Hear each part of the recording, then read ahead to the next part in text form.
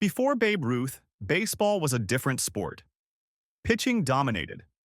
Runs were manufactured through bunts, stolen bases, and singles.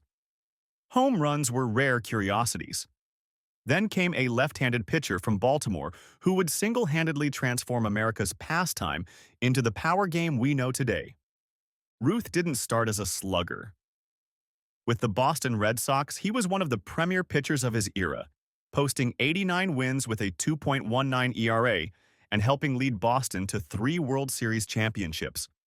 But his bat was too potent to keep on the bench between starts. After being sold to the New York Yankees in 1920, a transaction that allegedly cursed Boston for 86 years, Ruth became exclusively a position player and proceeded to demolish every offensive record in existence. The numbers are staggering even by today's standards.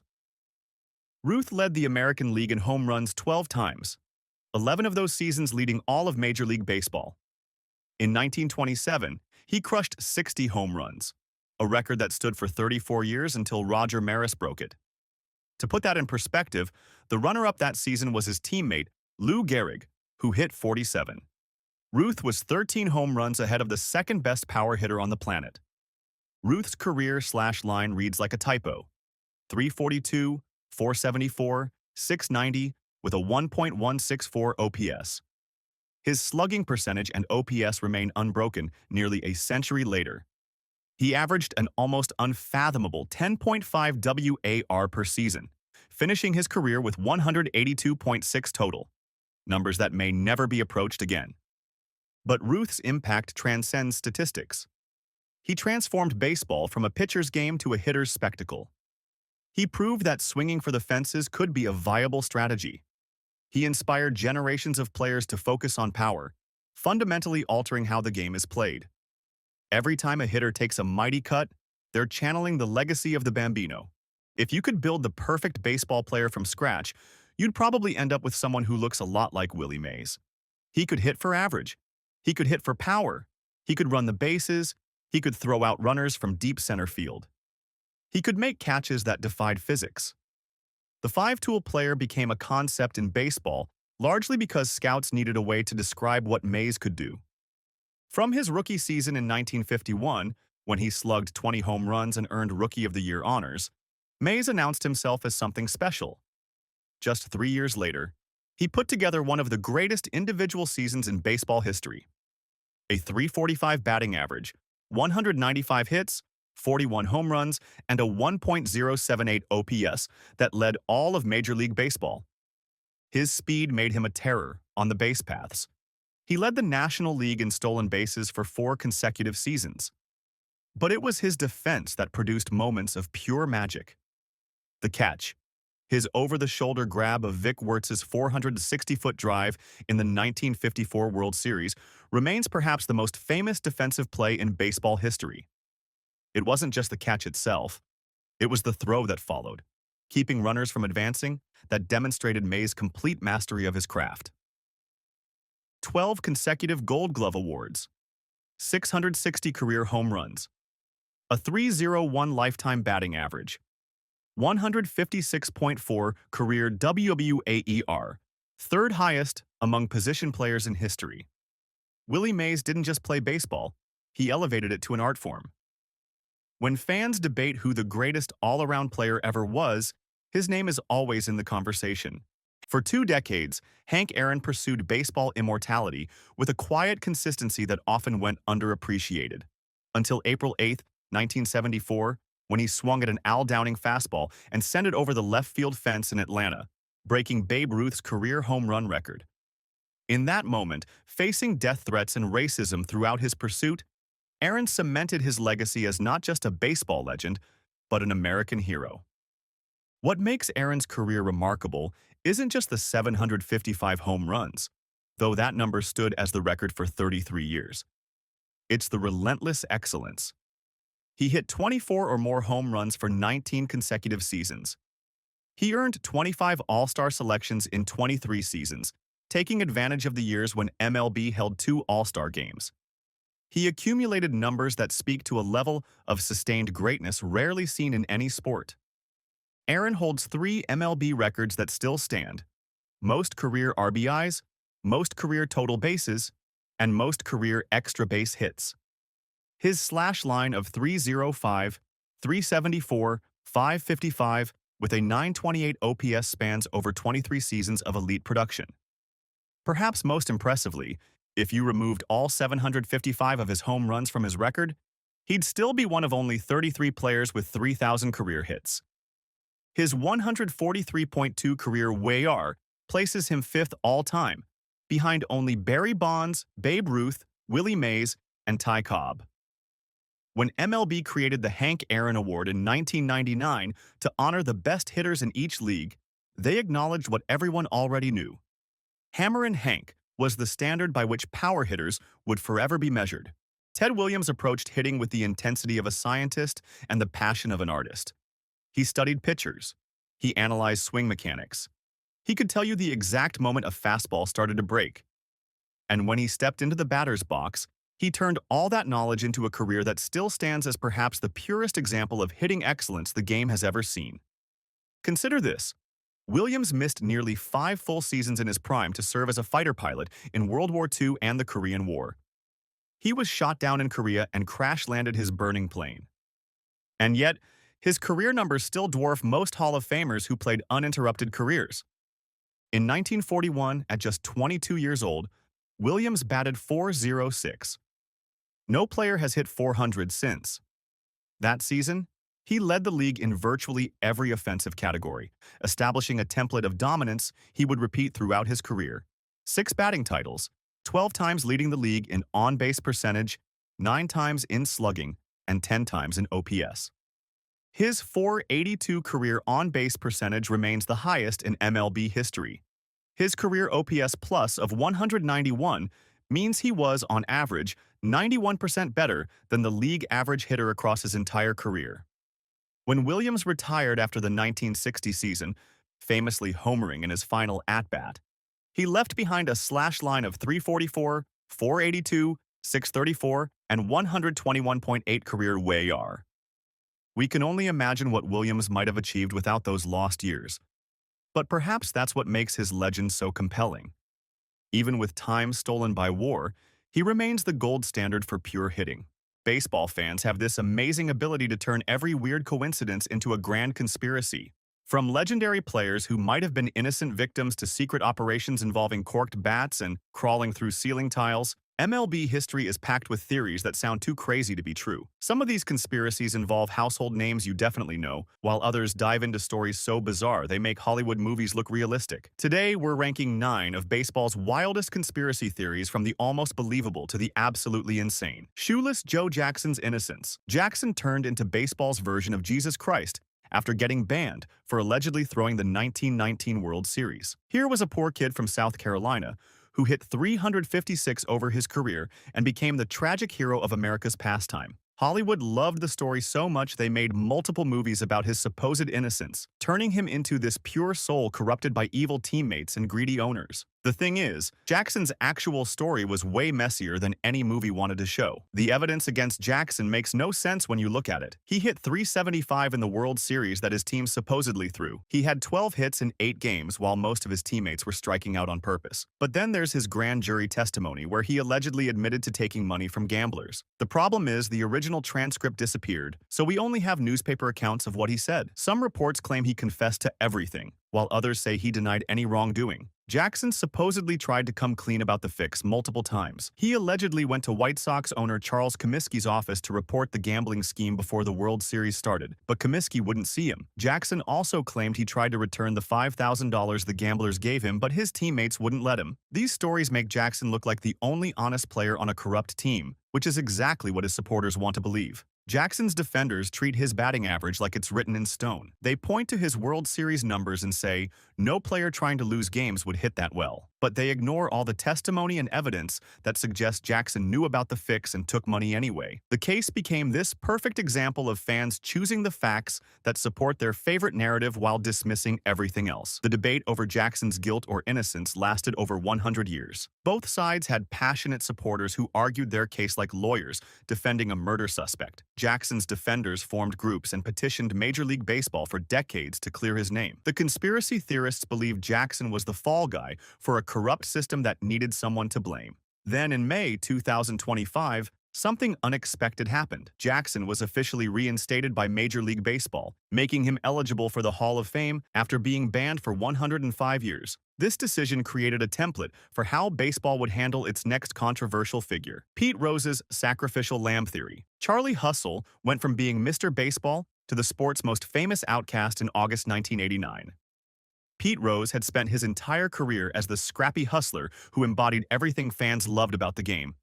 He dove headfirst into bases, ran to first base on walks, and played with more heart than talent. Then overnight, he became the guy who bet on his own team and got banned for life. The theory goes that Rose was handpicked as the perfect fall guy when Major League Baseball needed to prove they were serious about gambling. Rose was visible, controversial, and had enough baggage that fans wouldn't feel too sorry for him. The timing was suspicious because gambling problems were supposedly widespread throughout baseball, but only Rose got the death penalty. According to conspiracy theorists, MLB needed one big dramatic punishment to show they were cleaning house without actually investigating how deep the corruption went. Rose's lifetime ban in 1989 created the exact symbol MLB wanted. Commissioner Bart Giamatti announced the punishment with this grave tone, like he was announcing a war crime. The ban was permanent, irreversible, and came with this moral lecture about the integrity of the game. Rose became the cautionary tale that every player would remember whenever they thought about placing a bet. The theory suggests that bigger names and team insiders quietly escaped punishment, while Rose absorbed all the public attention. Rose was the visible target who drew fire away from owners, executives, and other players who might have been involved in similar activities. The investigation focused entirely on Rose's betting habits without looking at systemic gambling problems that allegedly existed throughout the sport. Rose became more famous for what he bet on than for his 4,256 career hits. The hit king turned into the betting king in public memory. His record-breaking career got overshadowed by stories about his bookmaking debts and his habit of wagering on Cincinnati Reds games while managing the team. Rose went from being baseball royalty to being the sport's biggest villain. The punishment was designed for maximum drama and public impact. MLB made sure everyone understood that Rose's ban was forever and that he would never be eligible for the Hall of Fame. The severity sent a clear message while conveniently ending the investigation before it could expose other gambling connections. The problem with this conspiracy theory is the complete lack of evidence that MLB covered up widespread gambling to protect bigger names. No documents or testimonies have ever surfaced showing a coordinated effort to scapegoat Rose while letting others escape. Rose's ban worked as powerful theater that satisfied the public's demand for justice, but the conspiracy angle remains pure speculation. Barry Bonds' blacklist theory. Barry Bonds hit .276 with 28 home runs and a 1.046 OPS at age 42 in 2007, then couldn't get a single job offer from any of the 30 major league teams. To put this into perspective, players hitting .200 with no power were signing multi-year contracts while baseball's all-time home run king sat at home watching TV. This situation was so ridiculous that even casual fans started asking questions about what was really happening behind the scenes. Bonds was supposedly the greatest hitter who ever lived, but he became completely untouchable after the 2007 season. The theory is that team owners secretly agreed to freeze him out of baseball despite his obvious ability to still produce at an elite level. Bonds had just broken Hank Aaron's home run record and was still drawing walks at a historic rate, but somehow no team wanted his services. The numbers from his final season make the blacklist theory almost impossible to ignore. Bonds posted a .480 on-base percentage and led the National League in walks while hitting 28 home runs in just 126 games. Meanwhile, players like Juan Pierre signed 3-year deals worth $44 million despite hitting .291 with zero power and terrible defense.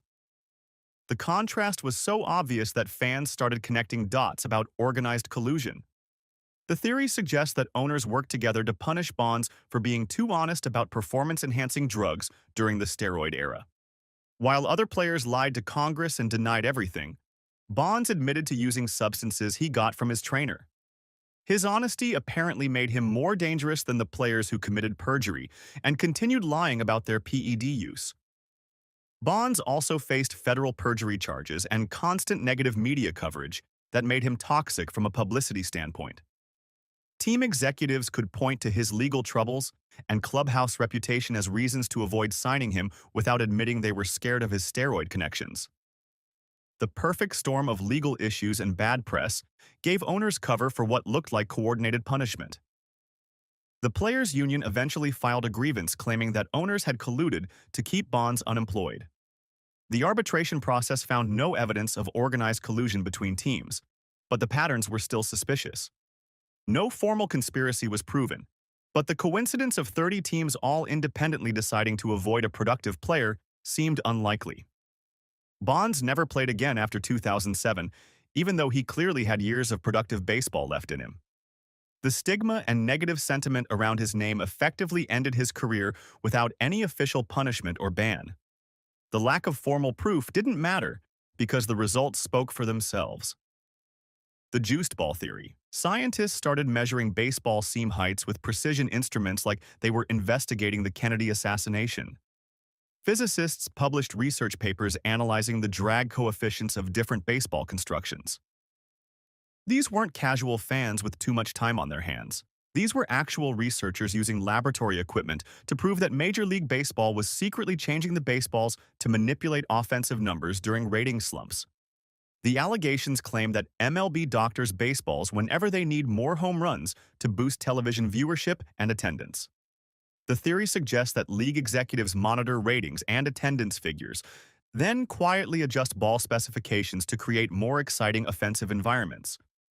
When games get boring and fans start losing interest, suddenly the baseballs start flying out of stadiums at unusual rates. The timing of home run surges looks suspicious when you examine the patterns. The late 1990s saw massive offensive explosions right when baseball was recovering from the 1994 strike and needed to win fans back. Then the 2017 to 2019 period produced another home run boom during a time when younger audiences were losing interest in baseball's slower pace. The coincidence seemed too convenient for conspiracy theorists to ignore. MLB purchased Rawlings in 2018, giving the league direct control over baseball manufacturing for the first time in history. This corporate acquisition meant MLB could theoretically modify ball specifications without needing approval from outside suppliers. The timing raised questions about whether the league wanted more control over offensive environments through direct manufacturing oversight. The 2019 season featured what conspiracy theorists called the Goldilocks ball that was allegedly used in high-profile games, including Yankees showcases. These specially selected baseballs were supposedly designed to travel further and create more exciting offensive displays for television audiences and premium games. The theory suggested MLB was using different ball types for different situations. Fans started treating exit velocity data and launch angle measurements like classified government documents. Online communities analyzed every home run with scientific precision, looking for patterns that would prove ball manipulation. Social media became filled with charts and graphs showing how batted ball distances changed mysteriously during certain time periods. The 2022 season revealed that 3 different types of baseballs were actually in circulation with varying performance characteristics. MLB acknowledged that different ball constructions existed but claimed the variations were unintentional manufacturing differences rather than deliberate manipulation. This admission gave conspiracy theorists more ammunition for their theories about secret ball doctoring. The pattern of MLB gaining manufacturing control, coinciding with suspicious offensive explosions, created compelling circumstantial evidence for conspiracy theorists. The corporate connections and statistical anomalies provided plenty of material for theories about deliberate manipulation. But proving intentional ball doctoring remained impossible without access to internal league documents.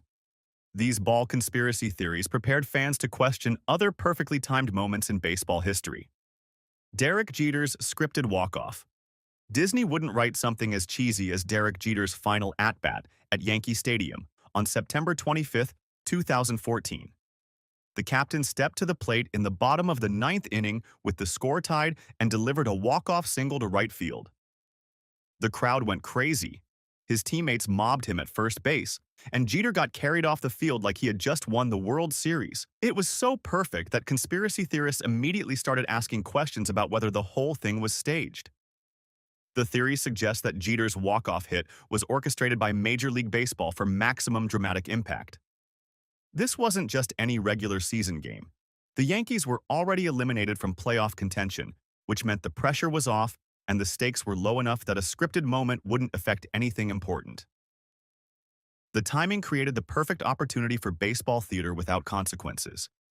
September games with no playoff implications provided the ideal cover for manufactured drama. The Orioles had nothing to gain or lose from the outcome, and the Yankees just wanted to give their retiring captain a proper send-off.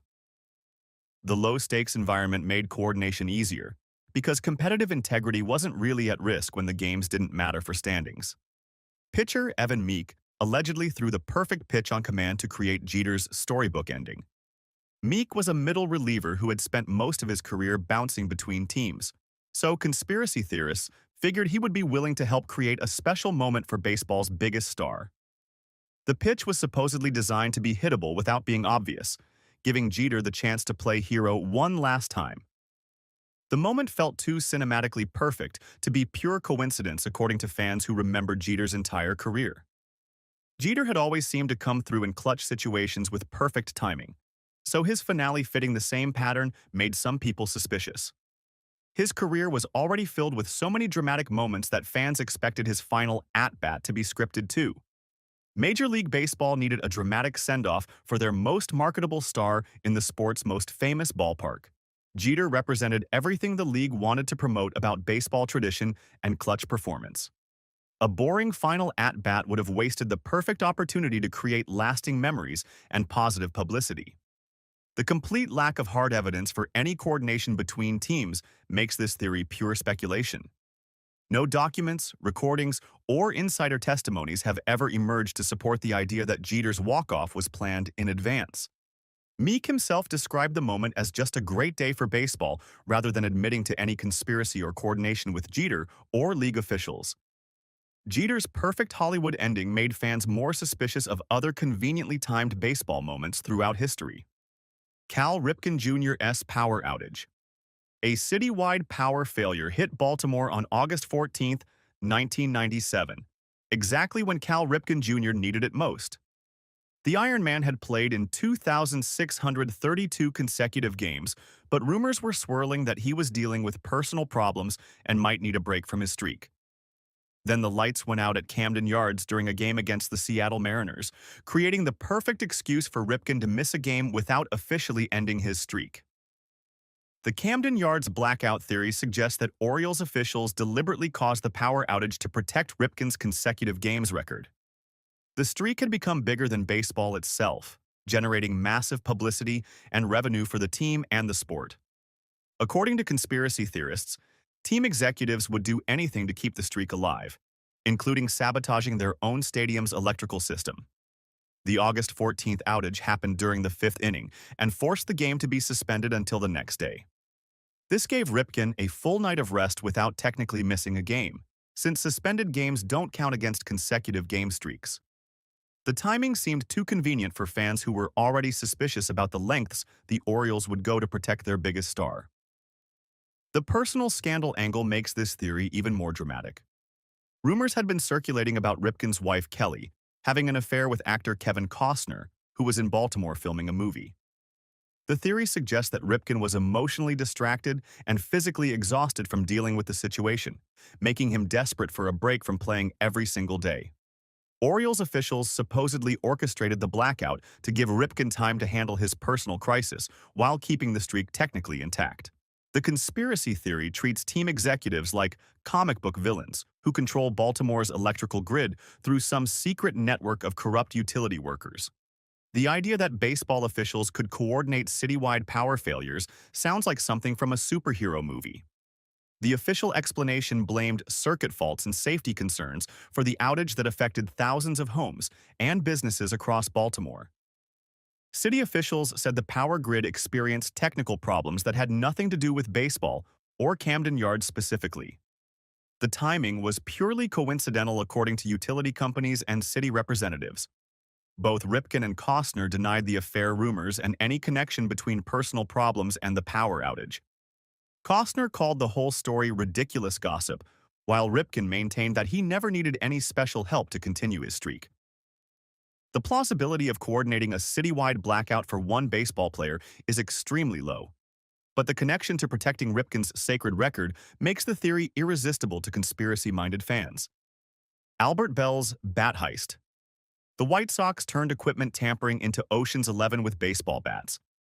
What should have been a simple rules violation became baseball's most elaborate heist story, complete with ceiling crawls, secret swaps, and more drama than any Hollywood caper movie ever produced. The corked bat saga started during a July 1994 game between the Chicago White Sox and Cleveland Indians. Albert Bell was having another monster season, hitting home runs at a pace that made pitchers nervous and umpires suspicious. Bell's bats looked normal from the outside, but conspiracy theorists believed they were secretly modified with cork to make them lighter and more powerful. The dramatic moment came when umpires confiscated Bell's bat during the game for inspection. Bell exploded with anger when the umpires took his bat away, screaming and throwing a tantrum that made everyone in the stadium realize something important was happening. The bat disappeared into the umpire's room, where it would be stored overnight before being sent to the league office for official examination. This is where Jason Grimsley enters the story with his alleged Mission Impossible operation. Grimsley was a White Sox pitcher who supposedly volunteered to retrieve Bell's corked bat from the umpire's room through an elaborate break-in.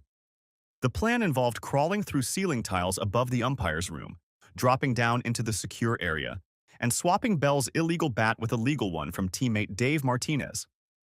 Grimsley allegedly spent hours crawling through dusty ceiling spaces like Tom Cruise in a spy movie. He had to navigate around pipes and electrical wiring while trying not to make noise that would alert security guards. The whole operation required perfect timing and coordination with other White Sox players who were creating distractions. A teammate's legal bat was supposedly swapped for Bell's illegal one during this covert midnight mission. The theory suggests that Grimsley successfully replaced the evidence and crawled back through the ceiling tiles without getting caught. The whole thing had more plot twists than any movie studio would dare to write. The X-ray examination later confirmed that the confiscated bat was indeed corked, leading to Bell's 10-game suspension.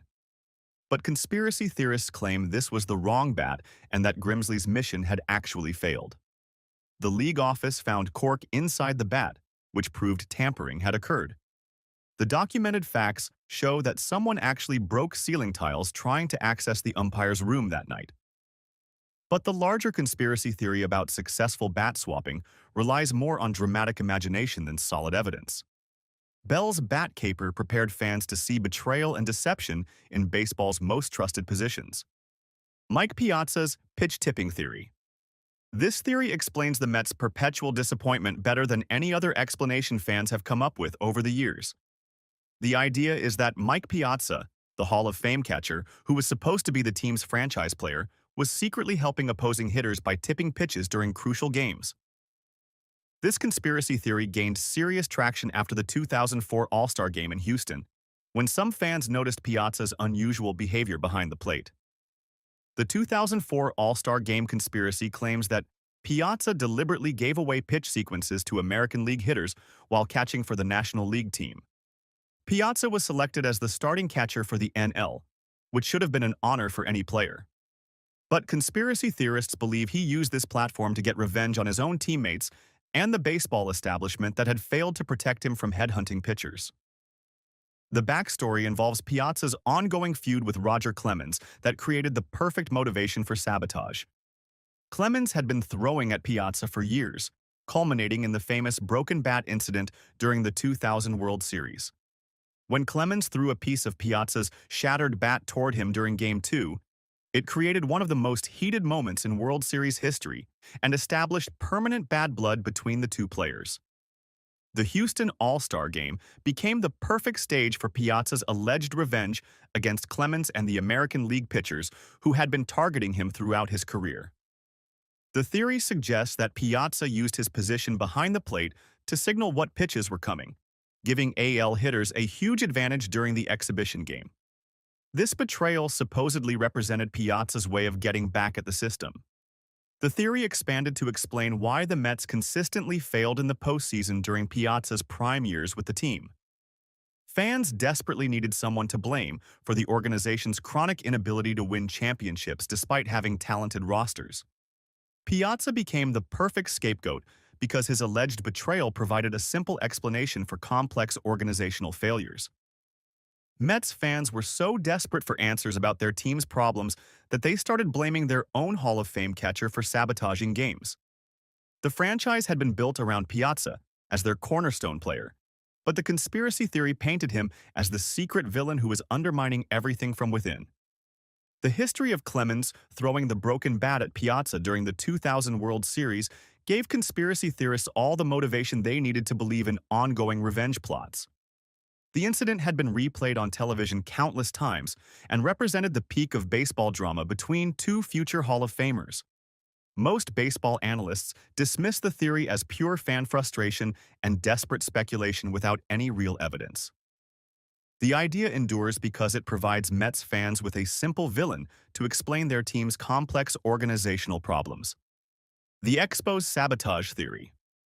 The Expos went from playoff contenders to tragic footnotes faster than a reliever's October ERA in Game 7. Montreal had built something special by 1994 with young stars like Larry Walker, Moises Alou, and Pedro Martinez forming the core of what looked like a championship team. Then everything fell apart so quickly and systematically that Canadian fans started wondering if someone was pulling strings behind the scenes. The theory suggests that Major League Baseball deliberately sabotaged Montreal to justify moving the franchise to a more profitable American market. Montreal was always the odd team out as the only Canadian franchise in a league dominated by American interests. According to conspiracy theorists, league executives never wanted baseball in Canada and were just waiting for the right opportunity to pull the plug. The Expos had their best record in franchise history during the strike-shortened 1994 season. They were 74-40 when the players' strike ended the season in August, giving them the best winning percentage in baseball. Montreal finally had the roster and momentum to compete for their first World Series championship, but the strike killed their dreams at exactly the wrong time. The franchise's rapid decline after 1994 seemed too systematic to be pure bad luck. Montreal's payroll got slashed year after year, while other teams spent freely on free agents. The front office traded away every productive player the moment they became expensive, creating a cycle of rebuilding that never actually led anywhere. Star players left Montreal as soon as their contracts expired, leaving fans with nobody to root for. The theory claims that MLB owners deliberately marginalized the Expos to make relocation to Washington look inevitable. Montreal's attendance dropped as the team got worse, creating the perfect excuse to move the franchise to a larger American market. The downward spiral became a self-fulfilling prophecy that served the league's long-term interests. Canadian fans developed the ultimate persecution complex about American market bias and currency exchange problems. They believed MLB never gave Montreal a fair chance to compete financially with American teams. The conspiracy theory provided a villain for fans who watched their team get dismantled piece by piece.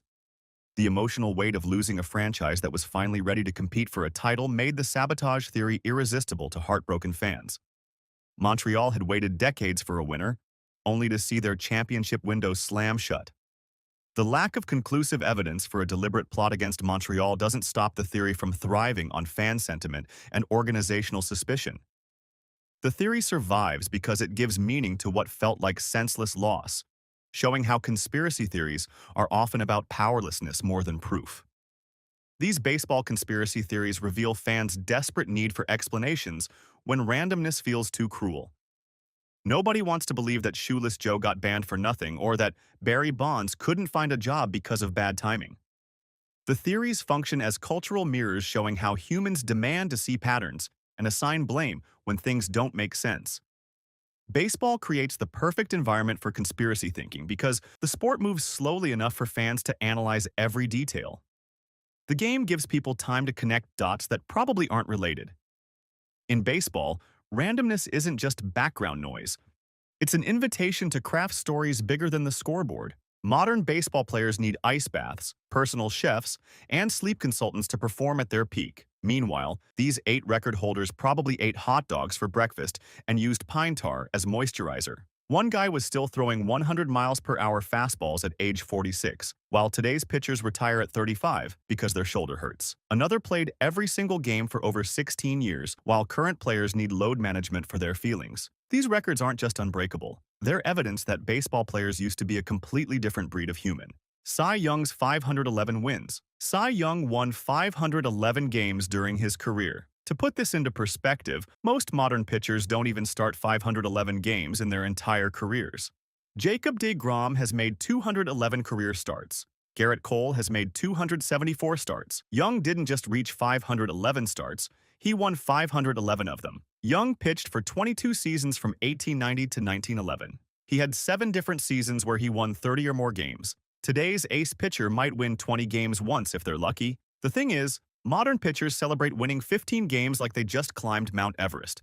Young was out there winning 30 games multiple times because that's what pitchers did back then. The current active leader in wins is Justin Verlander, with 262 victories. Verlander would need to repeat his best season of 24 wins 11 more times just to catch Young. Verlander is 41 years old. This means he would need to pitch until he's 52 while maintaining elite performance every single season. It's not happening. Young completed 749 of his 815 career starts. Modern pitchers throw a parade when they finish 6 innings. Young was out there completing nearly every game he started because relief pitchers weren't really a thing yet. Managers expected their starting pitcher to finish what they started, and Young delivered every single time.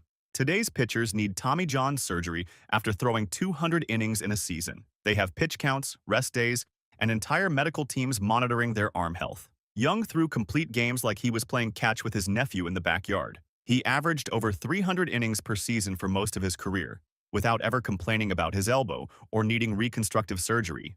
Young pitched so long that baseball literally had to invent new rules just to slow him down. The pitcher's mound was created in 1893, partly because pitchers like Young were too dominant. The distance from the pitcher to home plate was moved back from 50 feet to 60 feet 6 inches because hitters couldn't keep up with the pitching. Modern pitchers get pulled from games when they hit 100 pitches. Managers treat pitch counts like they're monitoring a nuclear reactor.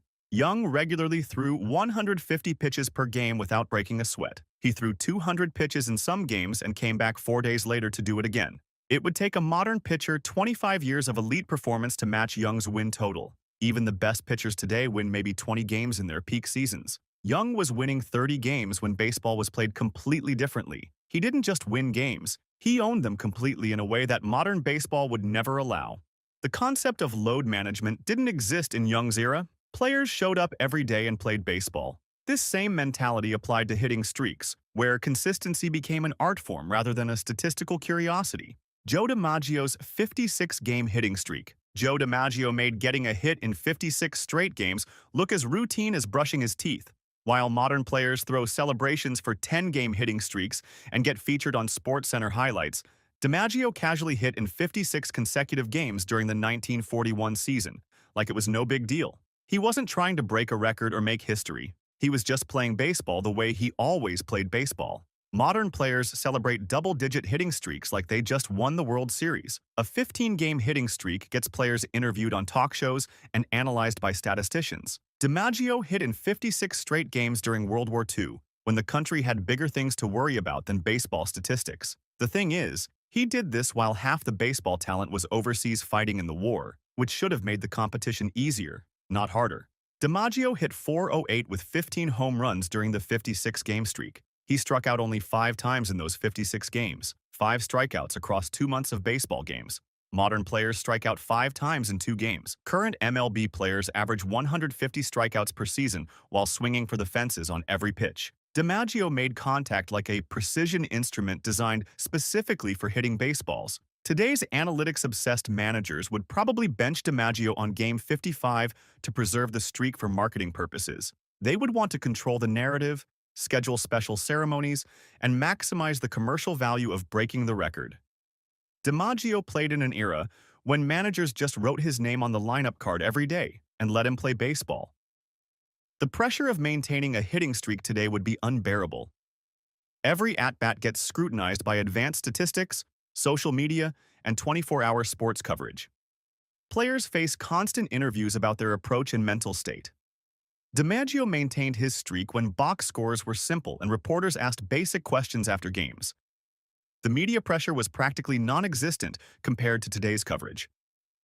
Modern baseball's three true outcomes approach makes DiMaggio's consistency mathematically unlikely. Players either walk, strike out, or hit home runs. Making contact for the sake of getting a hit is considered old-fashioned and inefficient. Launch angle and exit velocity matter more than just putting the ball in play. DiMaggio played when hitting was about making contact first and hitting for power second. The streak finally ended on July 17, 1941, when Cleveland Indians third baseman Ken Keltner made two spectacular defensive plays. DiMaggio hit two hard ground balls that would normally be hits, but Keltner turned them into outs. Even when the streak ended, it wasn't because DiMaggio couldn't hit anymore. No modern player has even come close to threatening DiMaggio's record. The longest hitting streak since 1941 belongs to Pete Rose at 44 games in 1978. That's still 12 games short of DiMaggio's mark. This record represents a level of consistency that modern baseball's power-focused approach actively discourages. Players would rather hit 40 home runs with 180 strikeouts than focus on making consistent contact for 56 straight games. Rickey Henderson's 1,406 stolen bases. Rickey Henderson stole 1,406 bases during his career. To put this into perspective, some entire teams don't attempt 1,406 stolen bases in full seasons. The Miami Marlins attempted 58 stolen bases in 2023. Henderson stole more bases by himself than 24 Marlins seasons combined. Henderson was famous for talking about himself in third person and having an ego the size of a baseball stadium.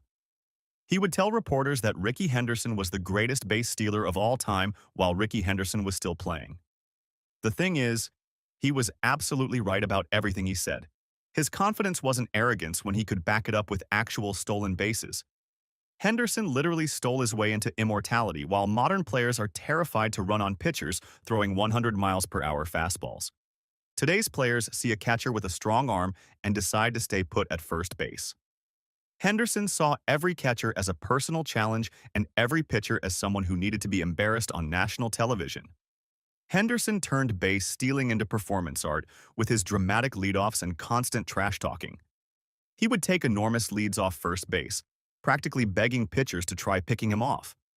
His leadoff routine became a psychological game where he made pitchers forget about the batter standing at home plate.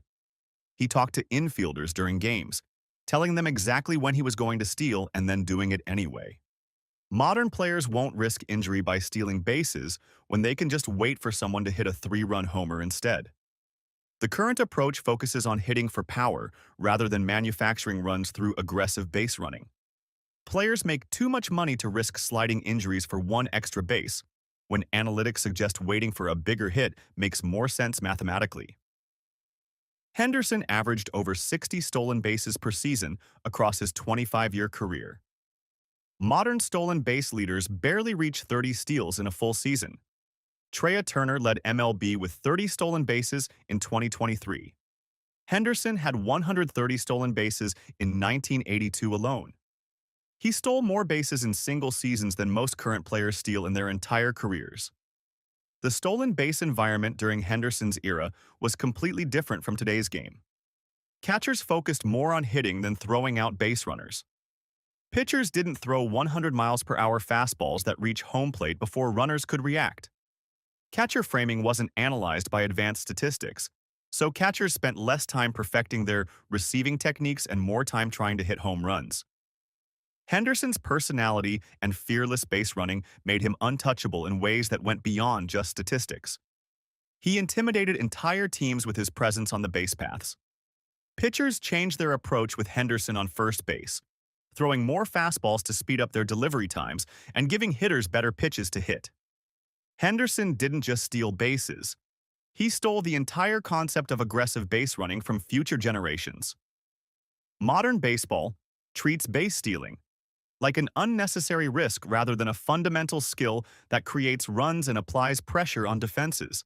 Cal Ripken Jr.'s 2,632 consecutive games.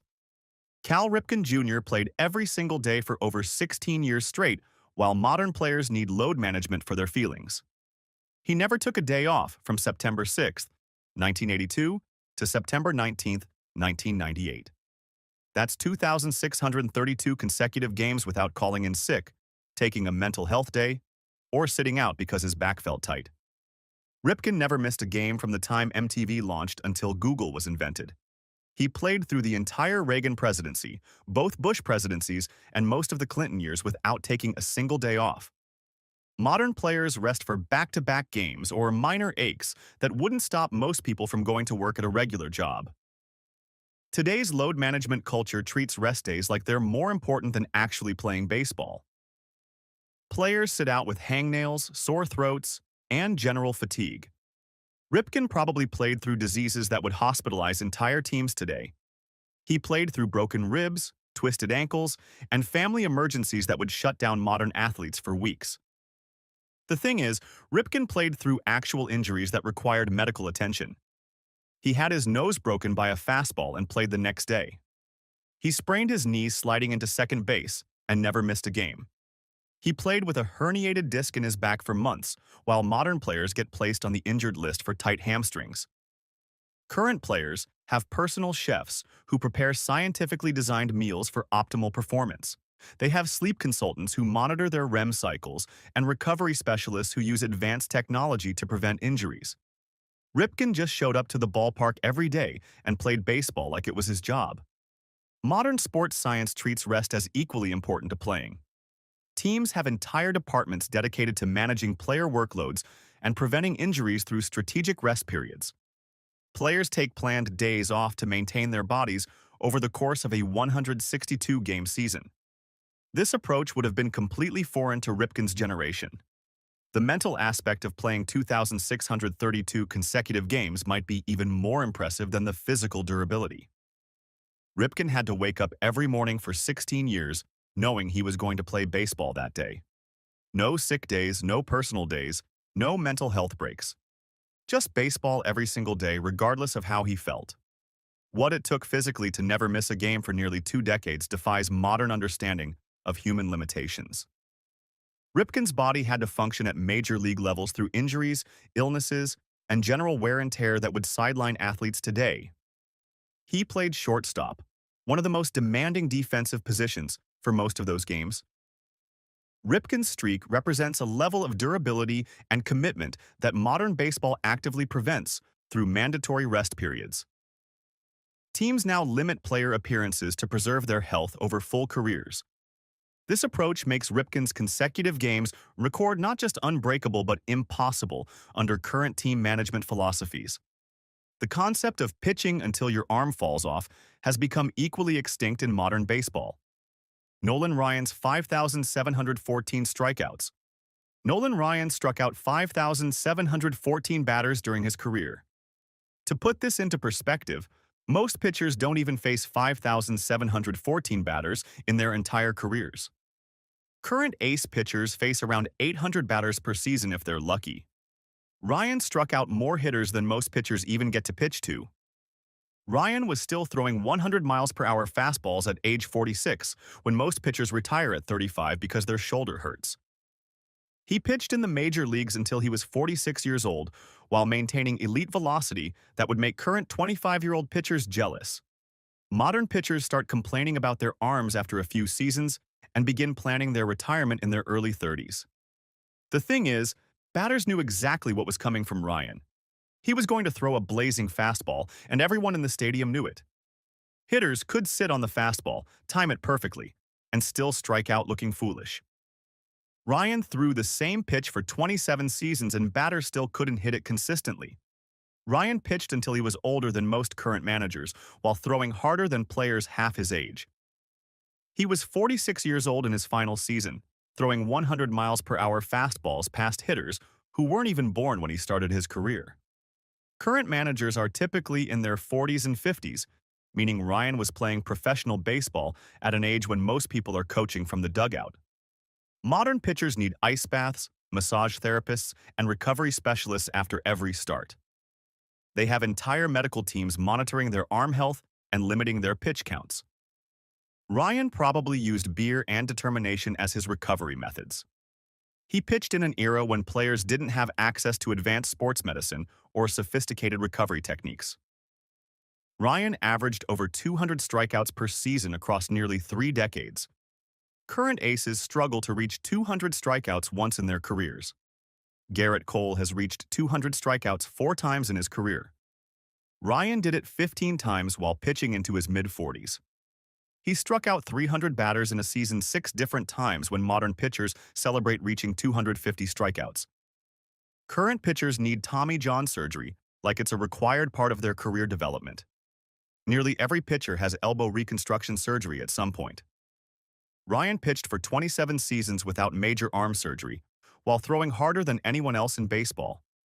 His arm was apparently made from materials that don't exist in modern human anatomy. Ryan's strikeout record is so massive it would take multiple Hall of Fame careers to approach it. The current active leader is Justin Verlander, with around 3,300 strikeouts. Verlander would need several more elite seasons just to get within reasonable distance of Ryan's total. Ryan didn't just strike people out. He made velocity and longevity look effortless in ways that defy modern sports science. His combination of power and durability represents something that current baseball medicine says should be impossible. The steroid era created equally impossible records that remain controversial to this day. Barry Bonds, 73 home runs. Barry Bonds shattered the single-season home run record in 2001 while everyone pretended not to notice the elephant in the room. He hit 73 home runs that season, and somehow his head got bigger too. The previous record was Mark McGwire's 70 home runs from 1998, which seemed untouchable at the time. Bonds broke it by 3 home runs while looking like he had been inflated with a bicycle pump. The 2001 season was when Bonds hit 73 home runs and transformed from a lean speedster into a muscular home run machine. His hat size went from 7 1/8 to 7 1/4 during his career. His shoe size increased too. These physical changes happened to coincide with his sudden power surge in his late 30s when most players start declining.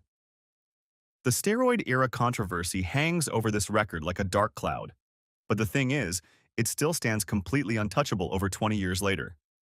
Everyone knows what was happening during that time period. Players were getting bigger, stronger, and hitting more home runs than ever before.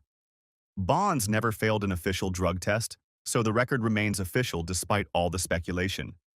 Intentional walks became a legitimate strategy because pitchers were literally afraid to throw Bonds strikes. He was walked intentionally 68 times in 2002, which is more than some players see in total plate appearances.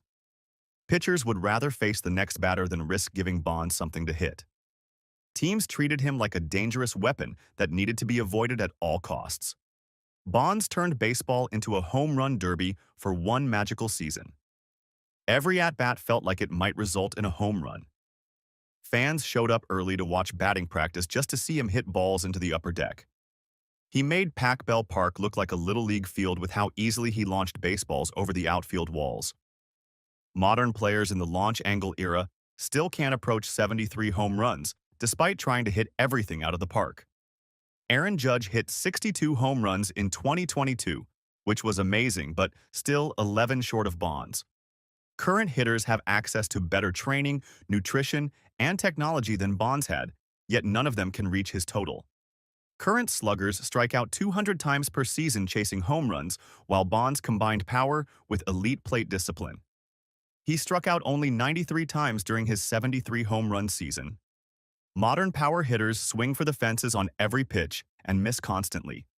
Bonds was selective about which pitches he swung at, which made him even more dangerous. The record remains untouched despite modern players having better training and technology because it represents peak power hitting that was enhanced by questionable methods but remains mathematically unreachable. Bonds created a perfect storm of talent, enhancement, and opportunity that modern baseball cannot replicate. Ichiro's 262 hits. Ichiro got 262 hits in 2004 and broke an 84-year-old record that everyone thought was safe forever. The previous record was 257 hits set by George Sisler in 1920. Nobody had even come close to touching Seisler's record for over 8 decades. Most people assumed it would never be broken because baseball had changed too much since the 1920s. Ichiro's batting stance looked like a science experiment, but produced hits like a machine. He would stand with his feet close together, hold the bat high, and swing in a way that seemed to defy basic hitting mechanics. Hitting coaches probably watched him and wondered how he made contact with anything. His approach looked completely wrong according to traditional baseball instruction, but it worked better than anyone else's technique. Ichiro turned singles into an art form while modern players swing for the fences and miss everything. He wasn't trying to hit home runs or drive-in runs. He wanted to get on base by making contact and using his speed to beat out throws. Modern players treat singles like they're failing at their job because analytics tell them home runs are more valuable than base hits. The thing is, Ichiro had a precision approach to hitting when the entire league was obsessed with home runs and strikeouts. He studied pitchers like a scientist examining specimens under a microscope. Every swing had a purpose, whether it was hitting behind runners, going the opposite way, or just putting the ball in play to avoid striking out. Ichiro made hitting look like he was conducting a laboratory experiment while everyone else was playing home run derby. He would adjust his stance based on the count, the pitcher, and the situation. Other players were swinging as hard as possible on every pitch, hoping to hit the ball over the fence. Ichiro was calculating angles and timing his swing to make perfect contact. Getting 262 hits in a season requires incredible mathematics when you consider modern batting averages and contact rates. Players today hit around 250 on average and strike out 150 times per season. Ichiro hit .372 in 2004 with only 63 strikeouts. He made contact on almost everything he swung at, while most players miss constantly. Ichiro's contact-first approach directly opposed today's three true outcomes philosophy that prioritizes power over precision. Modern players either walk, strike out, or hit home runs. Making contact just to get a hit is considered old-fashioned and inefficient. Launch angles and exit velocities matter more than just putting the ball in play. Ichiro's hit total represents a completely different approach to offense that modern baseball has abandoned. He focused on getting on base through singles and using his speed rather than waiting for the perfect pitch to drive out of the park. Ichiro's 262 hits showcase a level of contact skill and consistency that modern players have sacrificed for power. His record proves that making contact was once considered more important than hitting home runs. Even back-to-back perfect achievements have become impossible under today's game management approach. Vander Meer's back-to-back no-hitters. Johnny Vander Meer threw consecutive no-hitters in 1938 when throwing one no-hitter is supposed to be a career achievement that defines a pitcher's legacy. Most pitchers never throw a single no-hitter in their entire careers. Vander Meer threw two in a row, which shouldn't be mathematically possible according to baseball probability. The astronomical odds of throwing a second no-hitter immediately after the first one created pressure that most athletes will never experience. Vander Meer knew that every single batter in his second start was either going to preserve his place in history or end it completely. There was no middle ground. He either completed the most impossible pitching feat in baseball history or became just another guy who threw one no-hitter. Modern pitchers get pulled after 6 innings with no-hit bids because managers worry about pitch counts and bullpen management. Vander Meer threw complete games in both no-hitters because relief pitchers weren't used the same way in 1938. Managers expected starting pitchers to finish what they started, especially when they were dominating opposing hitters. The mental pressure Vander Meer faced during his second no-hitter was unlike anything current players experience. Every pitch mattered more than usual because he wasn't just trying to win a game. He was trying to accomplish something that had never been done before and will probably never be done again. Each batter represented a potential failure that would haunt him forever. Today's managers would never let a pitcher attempt such a feat due to innings limits and advanced analytics. Modern teams have 5-man rotations with strict pitch counts that prioritize long-term arm health over short-term achievements. Pitchers get pulled at 100 pitches regardless of how well they're performing, because computers say their effectiveness decreases after certain thresholds. Modern baseball's approach makes consecutive complete games nearly impossible, let alone consecutive no-hitters. Pitchers work every fifth day instead of every fourth day. They throw fewer innings per start and face fewer batters per game. The entire structure of modern pitching prevents the circumstances that allowed Vandermeer's achievement. Pitchers in 1938 were expected to finish games as part of their basic job requirements. Relief pitchers existed, but were used sparingly and only in emergency situations.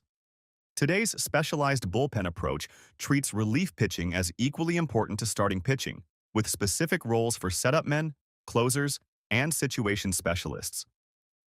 This record represents the ultimate combination of skill, luck, and opportunity that modern baseball actively prevents through systematic game management. Vandermeer needed perfect control, defensive support, and favorable circumstances twice in a row. Current baseball operations would intervene before allowing such circumstances to develop. Vandermeer's back-to-back no-hitters represent a perfect storm of circumstances that today's game management philosophy would never allow to develop naturally. His achievement proves that baseball's past created opportunities for individual greatness that modern systems have eliminated in favor of team-based strategic approaches. These records represent baseball's mythical past when players were superhuman Ironmen who played through pain that would end modern careers. Cy Young threw complete games with broken ribs. Ripken played 16 years straight while modern players need rest days for minor aches. The thing is, modern baseball's data-driven, risk-averse approach has made these statistical achievements not just unlikely, but actively prevented by the system itself. Pitch counts stop no-hitters. Load management prevents consecutive game streaks. Analytics discourage contact hitting for average. Sometimes the most important numbers in baseball are the ones that prove how completely insane the game used to be.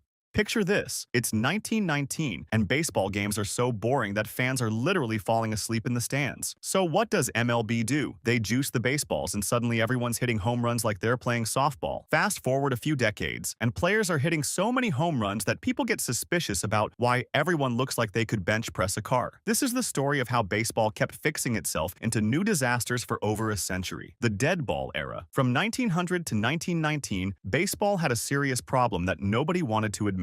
Welcome to the dead ball era, where excitement went to die and fans brought newspapers to read during the action. The solution was brilliantly stupid. They left balls in play for over 100 pitches, let pitchers scuff and spit on them, and even counted foul balls as strikes, so hitting was virtually impossible. A single baseball would often stay in the game until it was soft and literally tearing apart. Pitchers could apply substances like spit, mud, or even tobacco juice to make the ball move like drunken butterflies through the air. They also had a larger strike zone to work with, creating a pitching-dominated environment that made modern pitchers' duels look exciting.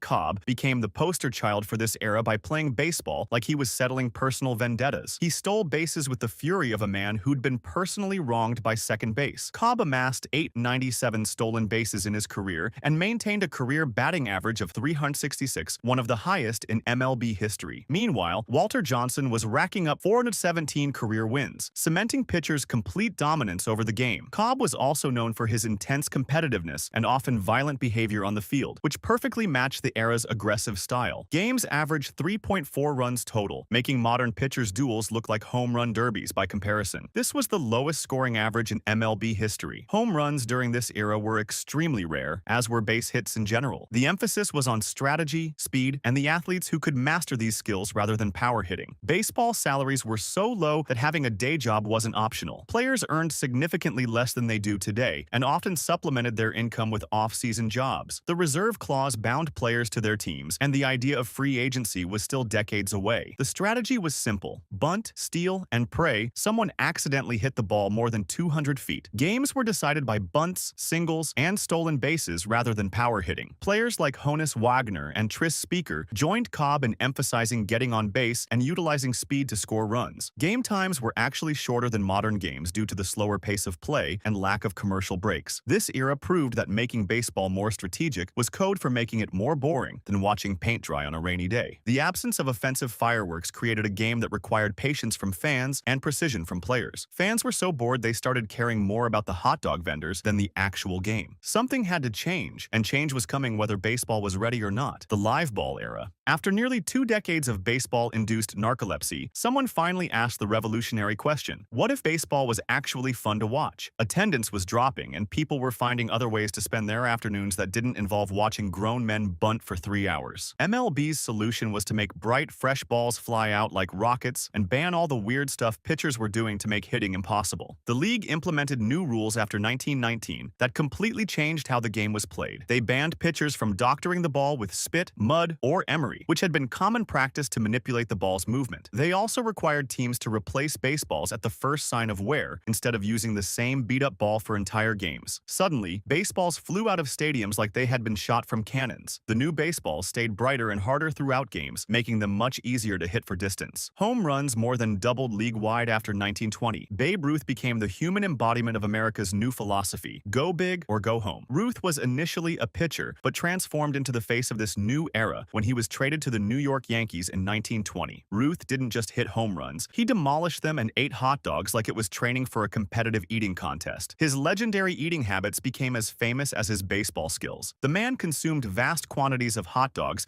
and other food, contributing to his larger-than-life image both on and off the field. His lifestyle and personality made him baseball's first true superstar. The man hit 54 home runs in 1920, which was nearly triple what the second-place guy managed. To put this into perspective, imagine being that much better than everyone else at anything. Ruth's 54 home runs eclipsed every other batter in the league by a significant margin, completely redefining what was possible in baseball. This dramatic shift in offensive production transformed baseball into a game centered on power hitting and individual achievement. Lou Gehrig was so reliable that Swiss watchmakers probably studied his consistency. Playing 2,130 consecutive games like missing work was a foreign concept. His record-breaking streak became a testament to his dedication and physical ability. Gehrig's unwavering presence in the lineup, combined with his exceptional hitting ability, made him a cornerstone of the Yankees' dominance during this era. Meanwhile, everyone conveniently forgot that black players existed, despite the fact that they were obviously playing better baseball in their own leagues. The Negro Leagues thrived with exceptionally talented players who were denied the opportunity to compete in the major leagues due to racial discrimination. This exclusion highlighted a serious moral failing within the sport, as the best players weren't always given a chance to showcase their skills. Baseball had successfully transformed from a strategic chess match into a home run hitting contest, proving that Americans preferred explosions over strategy. The live ball era created amazing baseball and made the game much more exciting for fans. But there was one tiny problem that everyone kept pretending didn't exist: the integration era. The best players in America weren't allowed to play, and the Negro Leagues had been showcasing incredible talent for decades, while MLB pretended they didn't exist. MLB's solution was to finally let Jackie Robinson prove what everyone with eyes already knew: talent doesn't care about race. Branch Rickey, the Brooklyn Dodgers general manager, signed Robinson to a minor league contract in 1945 and brought him to the majors in 1947. Rickey's motivations were complex, driven by a combination of moral conviction and a shrewd understanding of the business of baseball. He recognized that integrating the game was not only the right thing to do, but also a strategic move that could improve the Dodgers' competitiveness. Robinson broke the color barrier on April 15, 1947, while dealing with more hate mail than a tax collector during audit season. The volume of hate mail was so significant that the Dodgers had to intercept and filter it to protect Robinson and his family. Death threats and racial slurs arrived constantly, creating a hostile environment that would have broken most people. Despite this relentless abuse, Robinson persevered, demonstrating remarkable courage and an unwavering commitment to his craft. Rickey became a civil rights icon by pairing moral conviction with baseball savvy. Rickey saw Robinson's potential to withstand the inevitable abuse and pave the way for other black players. The thing is, Rickey understood that adding talented players would make his team better, regardless of what color they were. His decision combined moral leadership with practical baseball sense. Some players literally threatened to quit rather than play alongside black teammates. The resistance highlighted the deep-seated racism within the sport and the challenges Robinson faced from his own colleagues. These threats underscored the need for strong leadership to overcome the prejudice that existed throughout baseball. Robinson wasn't just breaking barriers, he was doing it while playing better baseball than most of the people complaining about his presence. His ability to perform at a high level despite the hostility he encountered was a testament to his character and skill. Robinson won Rookie of the Year in 1947 and went on to have a Hall of Fame career while facing constant pressure and scrutiny. Larry Doby, Satchel Paige, and Roy Campanella followed, proving that integration wasn't just morally right. It made the game significantly better. Larry Doby debuted with the Cleveland Indians on July 5, 1947, just months after Robinson. By 1951, the number of Black and Latin players in the league had grown to 20, demonstrating the growing acceptance of integration within baseball. By 1959, every team had signed at least one Black player, mostly because winning games turned out to be more important than maintaining stupid traditions. This widespread integration marked a significant shift in the sport's demographics and culture. The increasing presence of Black players enriched the game and helped to dismantle the barriers of segregation. Baseball had finally figured out that excluding great players for dumb reasons was like refusing money because you didn't like the color of the bills. But success created a new problem that nobody saw coming: the expansion era. Post-war economic growth and television coverage drove demand for baseball everywhere, so naturally, MLB decided to solve this success by watering down the talent pool like a cheap cocktail. Baseball was thriving with great players and exciting games, but apparently having 16 teams was too simple for a sport that loved complicating things. The solution was to spread teams across the country like a franchise restaurant, diluting the talent until some teams looked like they were playing a completely different sport. The expansion era began in earnest in 1961 when MLB added the Los Angeles Angels and a new Washington Senators team, then followed up in 1962 by adding the Houston Colt 45s and New York Mets to the National League. The existing player pool was spread across more teams, which meant the overall quality of play suffered as the best players were no longer concentrated on a smaller number of teams. The 1962 Mets became famous for losing 120 games in their first season, setting the worst modern record for futility that perfectly captured the challenges of expansion. The Colt 45s weren't much better, struggling to find their footing in a league that suddenly had too many teams chasing too few quality players. The American League created the designated hitter rule in 1973 because their pitchers couldn't hit a beach ball with a tennis racket, proving that some problems require admitting defeat. This rule allowed teams to substitute a hitter for the pitcher, with the aim of increasing offensive output and making the game more exciting. The National League refused to adopt this change, creating a split in baseball strategy that continues today. Geographic expansion was driven by population shifts and the advent of air travel, which made a 154-game schedule across the country possible. Cities that had never hosted Major League Baseball suddenly found themselves with franchises, though not all of these moves were successful. Meanwhile, Hank Aaron was chasing Babe Ruth's home run record while receiving death threats from people who clearly had way too much free time and not enough hobbies. Aaron's pursuit of Ruth's mark was marred by intense racial prejudice, including hate mail, that highlighted the racial tensions that still existed in baseball and American society. His achievement was overshadowed by the hatred he endured from fans who couldn't accept a Black player breaking a white legend's record. The strike zone got redesigned in 1963, favoring pitchers and creating a brief return to the days when hitting was considered an advanced skill. This rule change, combined with the diluted talent pool, made offensive production more difficult and changed the dynamics of the game significantly. New teams like the Seattle Pilots existed for exactly one season, proving that expansion wasn't always a well-thought-out process. The Pilots were plagued by financial problems and logistical challenges before being sold and relocated to Milwaukee as the Brewers after just 1 year. Baseball had successfully turned a concentrated talent pool into a nationwide network of varying quality, like turning a gourmet restaurant into a food court. But while teams were spreading everywhere, the players making it all possible were still being treated like they had no choice in where they worked. The free agency era. The reserve clause had been in place since 1879, creating a system where once a player signed with a team, they were obligated to play for that team unless traded or released. This severely limited their freedom and bargaining power, treating players more like property than professionals. After Curt Flood challenged the reserve clause in 1970 and arbitration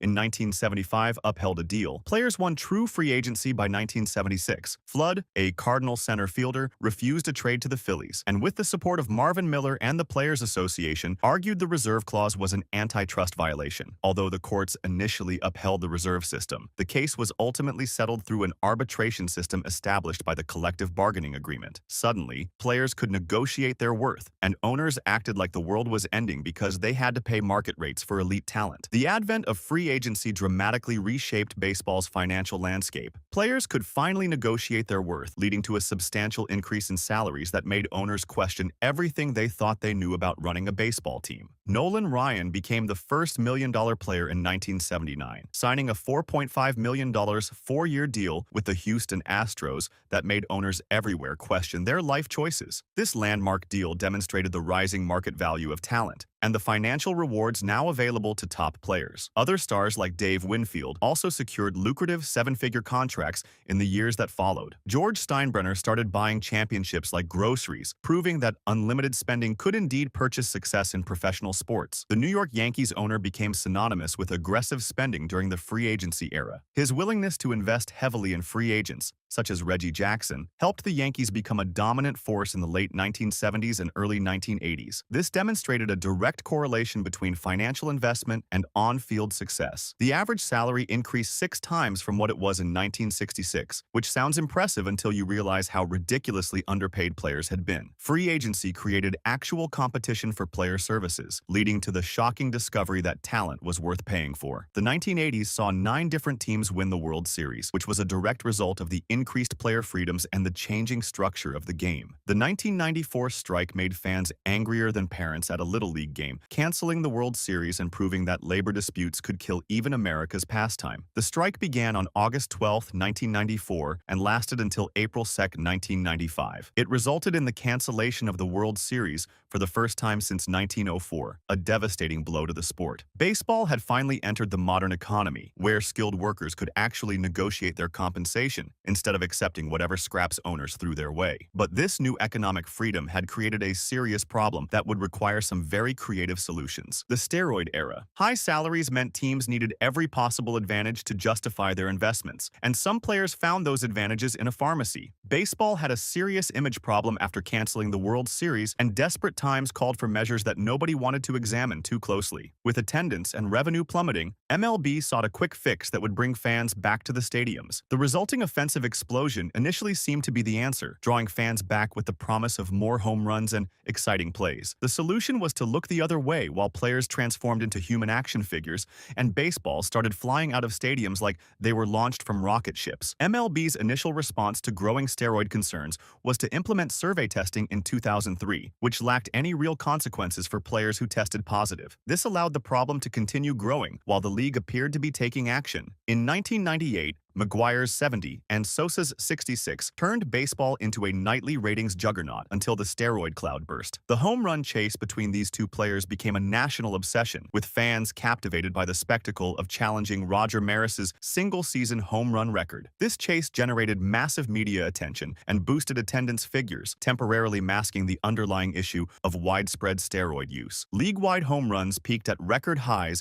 in the late 1990s as offensive numbers reached unprecedented levels. Barry Bonds broke that record with 73 home runs in 2001, while his head grew approximately 3 hat sizes and his personality became even less charming. Bonds was already under suspicion when he achieved this feat, and his physical transformation was difficult to ignore. The focus on home runs and offensive statistics continued to overshadow ethical concerns, with Bonds becoming the face of an era increasingly defined by controversy. Everyone pretended not to notice that players who used to look like accountants now resembled professional wrestlers who had been inflated with a bicycle pump. The visual transformation of players during this era was striking, with many exhibiting significant increases in muscle mass and power. These physical changes were a key indicator of steroid use, contributing to the public's growing skepticism about the legitimacy of the performances they were witnessing. The Mitchell Report eventually named 89 players in a steroid investigation, proving that baseball's drug testing program had been about as effective as a screen door on a submarine. The report, released in 2007, provided a comprehensive investigation into steroid use in MLB, including stars like Barry Bonds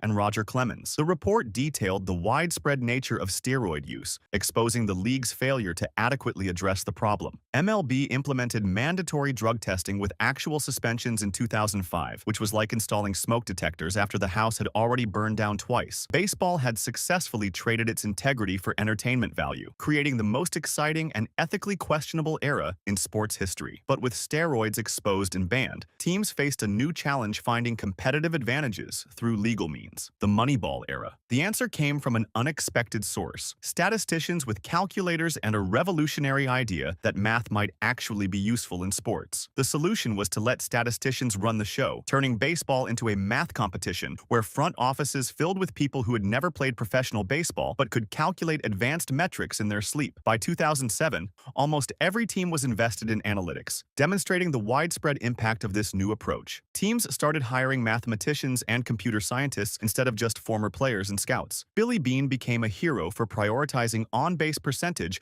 over batting average, a move that enabled Oakland to make the playoffs on a shoestring budget. The Oakland Athletics general manager focused on-base percentage and slugging percentage over traditional metrics like batting average, RBIs, and stolen bases. This strategy aimed to identify undervalued players, leading to a more efficient use of resources and allowing the A's to compete with wealthier teams. Despite having a significantly lower payroll than many other teams, the A's were able to compete with and even outperform wealthier franchises. Teams started caring more about on-base percentage and slugging percentage than whether players looked cool or had good clubhouse chemistry. The core of the Moneyball strategy involved identifying players whose skills were undervalued by traditional scouting methods. Teams focused on metrics like OBP and SLG, believing they were more predictive of offensive success than batting average. This allowed teams to find players who could get on base and avoid outs, even if they weren't considered stars by traditional standards. Launch angles became more important than batting stances, and players started swinging like they were trying to solve geometry problems. Launch angle optimization became a key element as hitters and coaches sought to maximize the distance and effectiveness of their hits. Players adjusted their swing mechanics and approach at the plate to hit the ball at an optimal angle, aiming to generate more home runs and extra base hits. This involved analyzing data on exit velocity, launch angle, and other factors to determine the best way to hit the ball for maximum impact. The infield shift exploded league-wide, which basically meant putting fielders where hitters actually hit the ball. This concept took 150 years to discover. Teams used data to determine where hitters were most likely to hit the ball and positioned their fielders accordingly. The shift was particularly effective against left-handed hitters, who often pulled the ball to the right side of the infield. Old-school managers had to pretend they understood sabermetrics, while secretly wondering what happened to the good old days of managing by gut feeling. Traditional scouts often resisted the analytics revolution, as they were accustomed to relying on their own observations and subjective evaluations of players. Some scouts felt that the analytics approach overlooked important aspects like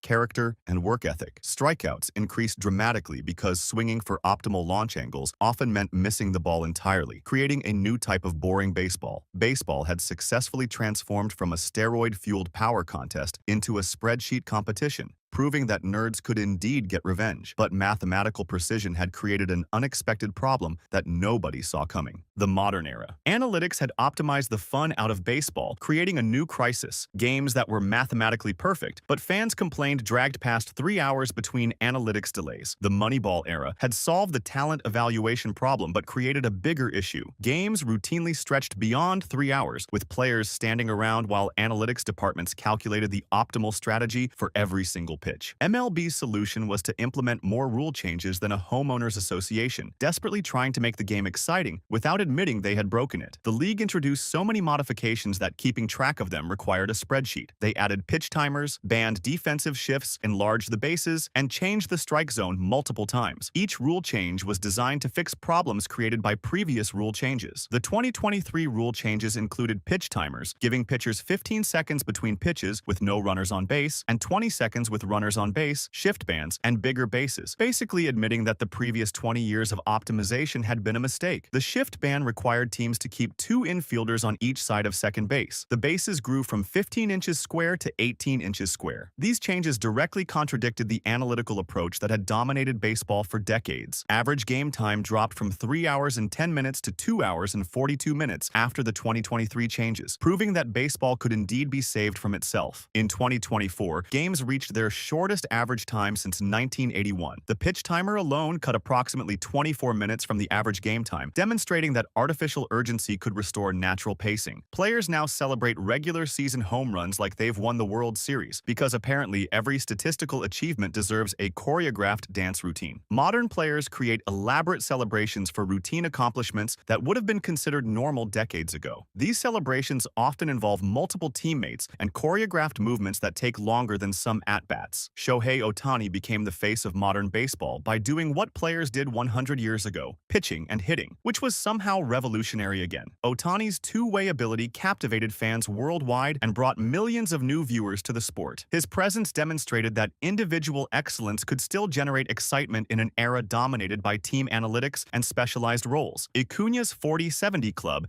and Ohtani's 50-50 season show modern baseball still craves spectacular feats. Acuña hit 40 home runs and stole 70 bases in 2023, while Ohtani achieved 50 home runs and 50 stolen bases in 2024. These accomplishments required inventing new statistical categories because the sport had become obsessed with creating exclusive achievement clubs. International players became superstars, proving that baseball's future might depend on talent from countries that actually still enjoy playing the game. Players like Ohtani, Acuña, and Juan Soto became the highest-paid athletes in the sport while bringing different playing styles and cultural perspectives that American fans found refreshing. Baseball had entered its existential crisis phase, where every solution created new problems and the sport spent more time fixing itself than actually being played. The pattern had become predictable: identify problem, create solution, discover new problem, repeat endlessly. After more than a century of fixing problems, baseball has proven that the road to improvement is paved with unintended consequences. Each era created new issues while solving old ones. The dead ball era was too boring, so they made hitting easier. Then hitting became too easy, so they banned steroids. Then analytics made games too long, so they added pitch timers. The real lesson here is that baseball's greatest strength has always been its ability to create new problems while solving old ones. From dead balls to pitch clocks, baseball's history shows that every fix carries its own wild side effects. If you've ever wondered why baseball has so many oddly specific rules, it's because players kept finding ways to completely break the game. One pitcher was so dominant in 1968 that they had to change the entire field dimensions. Another player could pitch with both hands and left everyone scratching their heads about which side to bat from. From safety changes after tragedies to rules created for players who literally broke the game, we're covering every MLB legend who was so impactful they needed their own rules. Ray Chapman. Ray Chapman stepped into the batter's box that August afternoon, facing a baseball so scuffed it looked coal-stained. In 1920, teams used the same baseball for entire games, sometimes over 100 pitches. By the end of an inning, these balls had turned from white to muddy brown, with torn stitching and scratched leather that made them nearly impossible to track against the sky. Chapman became the only MLB player ever killed by a pitch on August 16, 1920. He was facing Willie Mays of the New York Yankees when a fastball struck him in the head. The ball was so dark and scuffed that Chapman never ducked or moved out of the way. The pitch hit him with full force, and he collapsed at home plate.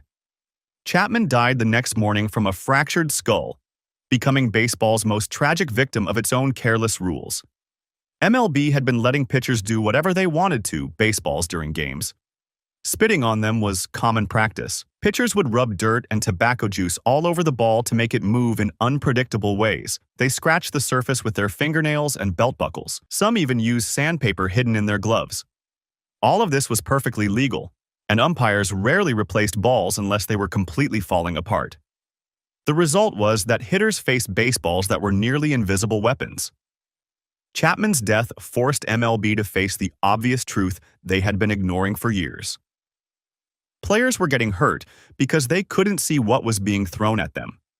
It took a fatality for MLB to treat visibility as safety, not just aesthetics. Something had to change immediately, or baseball might face even more tragic deaths. The league moved quickly to implement new safety rules. Umpires were required to replace dirty balls throughout games instead of using the same one for hours. The spitball was outlawed completely, though existing spitball pitchers got a grandfather clause that let them keep throwing their signature pitch until they retired. Most foreign substances were banned, which meant no more deliberate scuffing or tobacco juice doctoring. These changes came fast because MLB couldn't afford another player dying from something as basic as a dirty baseball. Chapman's death changed how every ball looked and every umpire managed a game.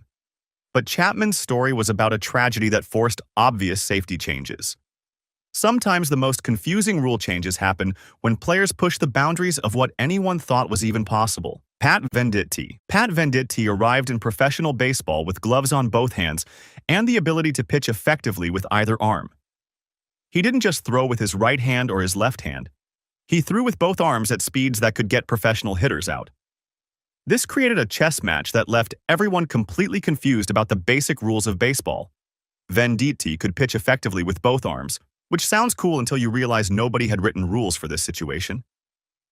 He wore a specially constructed ambidextrous glove that worked on either hand, switching it back and forth depending on which arm he wanted to use. Batters would step into the box not knowing if they were about to face a right-handed pitcher or a left-handed pitcher. This matters because hitters prepare differently for each type of pitcher. The real chaos happened in 2008 during a minor league game between the Staten Island Yankees and Brooklyn Cyclones. Pat faced switch hitter Ralph Enriquez, and both players kept switching sides in an endless loop. The batter would switch to get an advantage, so Pat would switch arms, then the batter would switch again, and Pat would switch back. Umpires had no rule to reference because nobody had ever thought a pitcher might be able to throw with both arms at a professional level. The standoff continued until umpires basically made up a rule on the spot to end the madness and get the game moving again. They decided that the pitcher had to declare which hand he would use first, and then the batter could choose which side of the plate to stand on. This wasn't an official rule from MLB. It was just something the umpires created to solve an impossible situation. MLB realized they needed an actual rule before this situation happened in the big leagues and created even more confusion on national television. The league implemented the Venn-DT rule, officially codified as Rule 5.07F, requiring ambidextrous pitchers to declare which hand they'll use before each at-bat and stick with it throughout that at-bat unless an injury occurs. The rule prevents the endless switching that could theoretically turn a single plate appearance into a 20-minute staring contest between pitcher and batter. Baseball hates ambiguity, so it turns improvisation into inked rules. But sometimes the problem isn't confusion about the rules. Sometimes one player becomes so dominant that the entire structure of the game needs to change. Bob Gibson. Bob Gibson turned 1968 into a nightmare for hitters across baseball. Gibson posted a 1.12 ERA that season, while the entire American League hit just .23 as a group. This created what became known as the Year of the Pitcher. To put this into perspective, Gibson's ERA was so low that it made the best hitters in baseball look like they had never held a bat before. Gibson wasn't just good during this season. He was historically dominant from a pitcher's mound that stood 15 inches high and gave him a massive advantage over every batter he faced. The elevated mound made his fastball appear to rise as it approached home plate. His slider looked like it was dropping off a table. Hitters were completely overmatched by the combination of Gibson's skill and the physical advantage the high mound provided. Offense across baseball had become so terrible that fans were getting bored watching strikeout after strikeout, with almost no scoring. Games turned into pitcher showcases where hitting became nearly impossible. Home runs became rare events that fans celebrated like they had just witnessed something magical. Base hits were so uncommon that singles looked like major accomplishments. Gibson's dominance highlighted how the high mound and large strike zone had tilted the game too far in favor of pitchers. The strike zone extended from the batter's shoulders down to their knees, giving pitchers a huge target area to work with.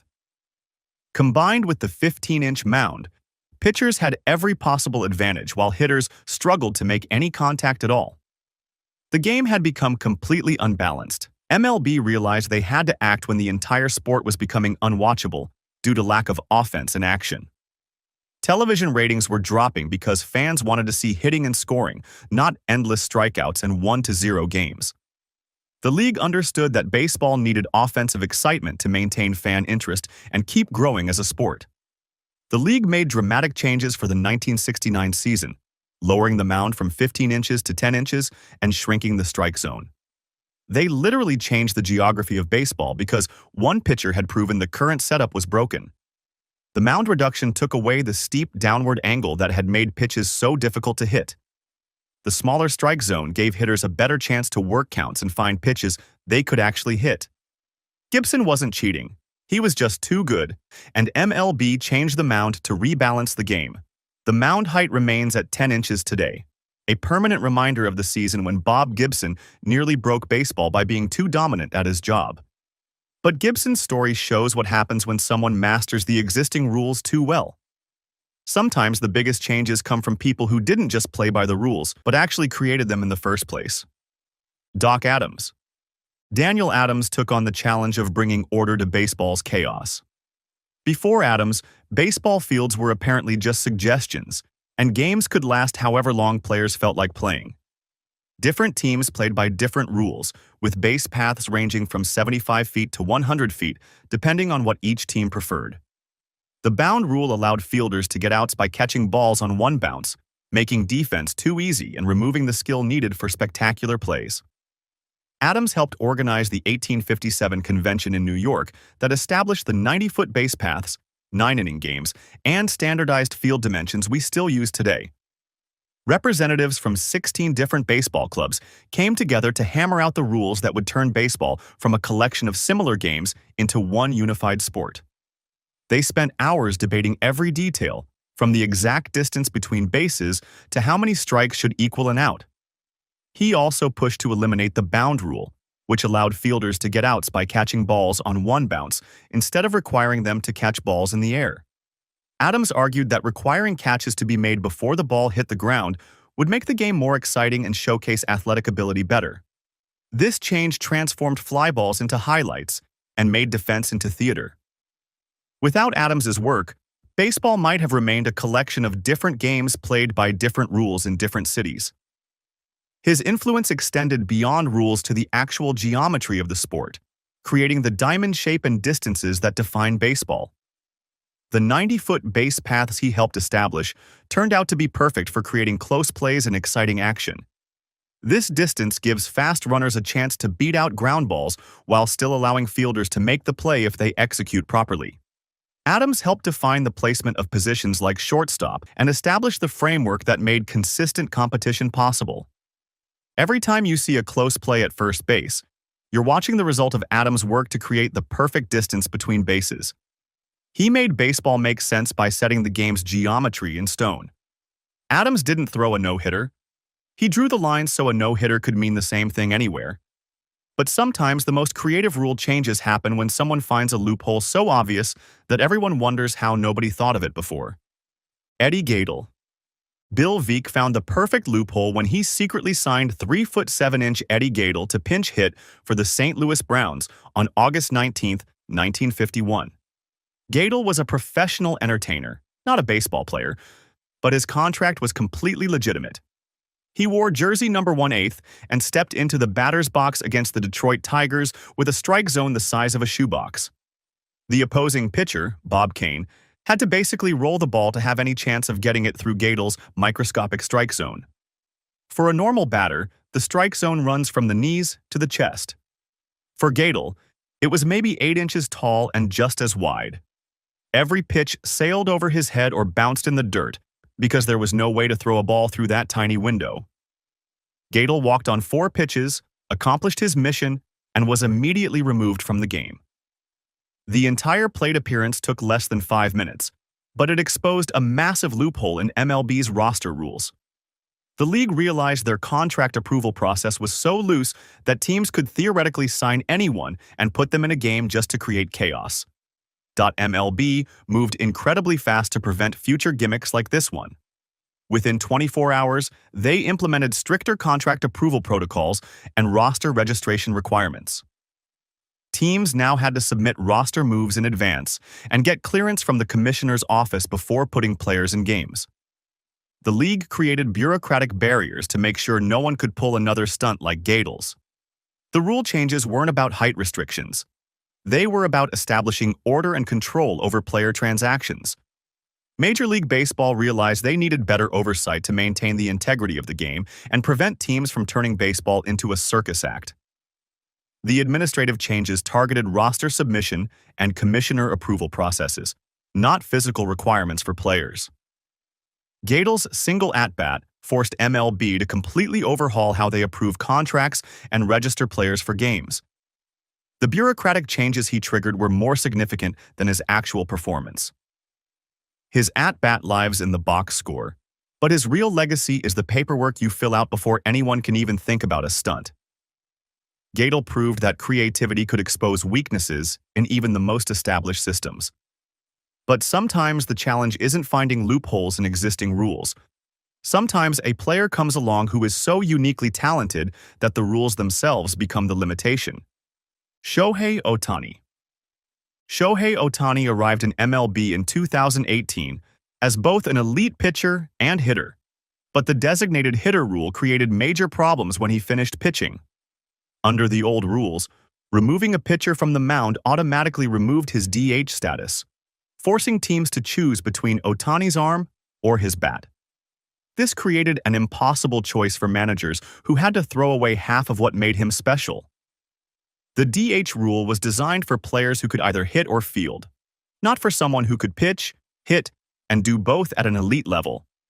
Baseball had become so specialized that nobody thought a player could excel at both pitching and hitting in the modern game. The rules assumed that pitchers were weak hitters who needed to be replaced in the lineup, not superstars who could contribute with both their arm and their bat. MLB realized they had an artificial barrier that was constraining a once-in-a-generation talent for no good reason. The existing rules were forcing teams to choose between his pitching and hitting abilities when they should have been able to use both. This wasn't about fairness or competitive balance. It was about outdated rules that didn't account for a player like Ohtani existing. The league implemented the Ohtani rule in 2022, allowing starting pitchers who also bat to remain as the DH after they finish pitching. This simple change removed the unnecessary restriction that limited his rare talent. Now, Ohtani could pitch 6 innings, leave the mound, and continue hitting for the rest of the game without forcing his team to make an impossible choice. This wasn't about bending rules for a star player. It was about removing a structural issue that only Ohtani had exposed in modern MLB. The old rule created artificial barriers that made baseball less entertaining and forced teams into strategic decisions that hurt the quality of the game. Logic was finally catching up to talent. Ohtani was so uniquely talented that MLB had to create an entirely new category of player just to accommodate his abilities. The Ohtani rule ensures that any future two-way player won't be forced into that same impossible choice between pitching and hitting excellence. Now, any future two-way player won't be forced into that same Hobson's choice. But while MLB moved quickly to accommodate Ohtani's rare talents, the league doesn't always act so fast when problems become obvious. Sometimes they see an issue developing and decide to wait years before doing anything about it. Johnny Damon. Johnny Damon's famous double steal in Game 4 of the 2009 World Series perfectly showed why extreme defensive positioning would eventually become a major problem for baseball. In the top of the 9th inning with the score tied, Damon singled and stole second base against the Philadelphia Phillies. But he didn't stop running. Damon immediately took off for third base because he noticed the Phillies had shifted their infielders heavily to the right side, leaving the entire left side completely empty. He stole third base without a throw because there was literally nobody there to stop him. The play demonstrated that defensive innovation would eventually be met with offensive counter-strategies that exploited the weaknesses. Smart players like Damon could study these extreme shifts and find ways to take advantage of them. Teams were creating their own problems by overcommitting to stopping one type of offensive attack while leaving themselves open to others. Damon's play in 2009 foreshadowed a problem that MLB didn't address until its 2023 shift restrictions. The league watched as defensive positioning became more extreme every season. By the 2010s and 2020s, some players were basically hitting into a brick wall on one side of the field while the other side stayed completely empty. Shifts became so common that certain hitters faced them in over 80% of their plate appearances. The problem got worse until baseball became less entertaining to watch. Ground balls that should have been singles turned into easy outs because teams stacked 3 fielders in the same small area. Hitters were getting frustrated because they were being punished for hitting the ball hard and on the ground.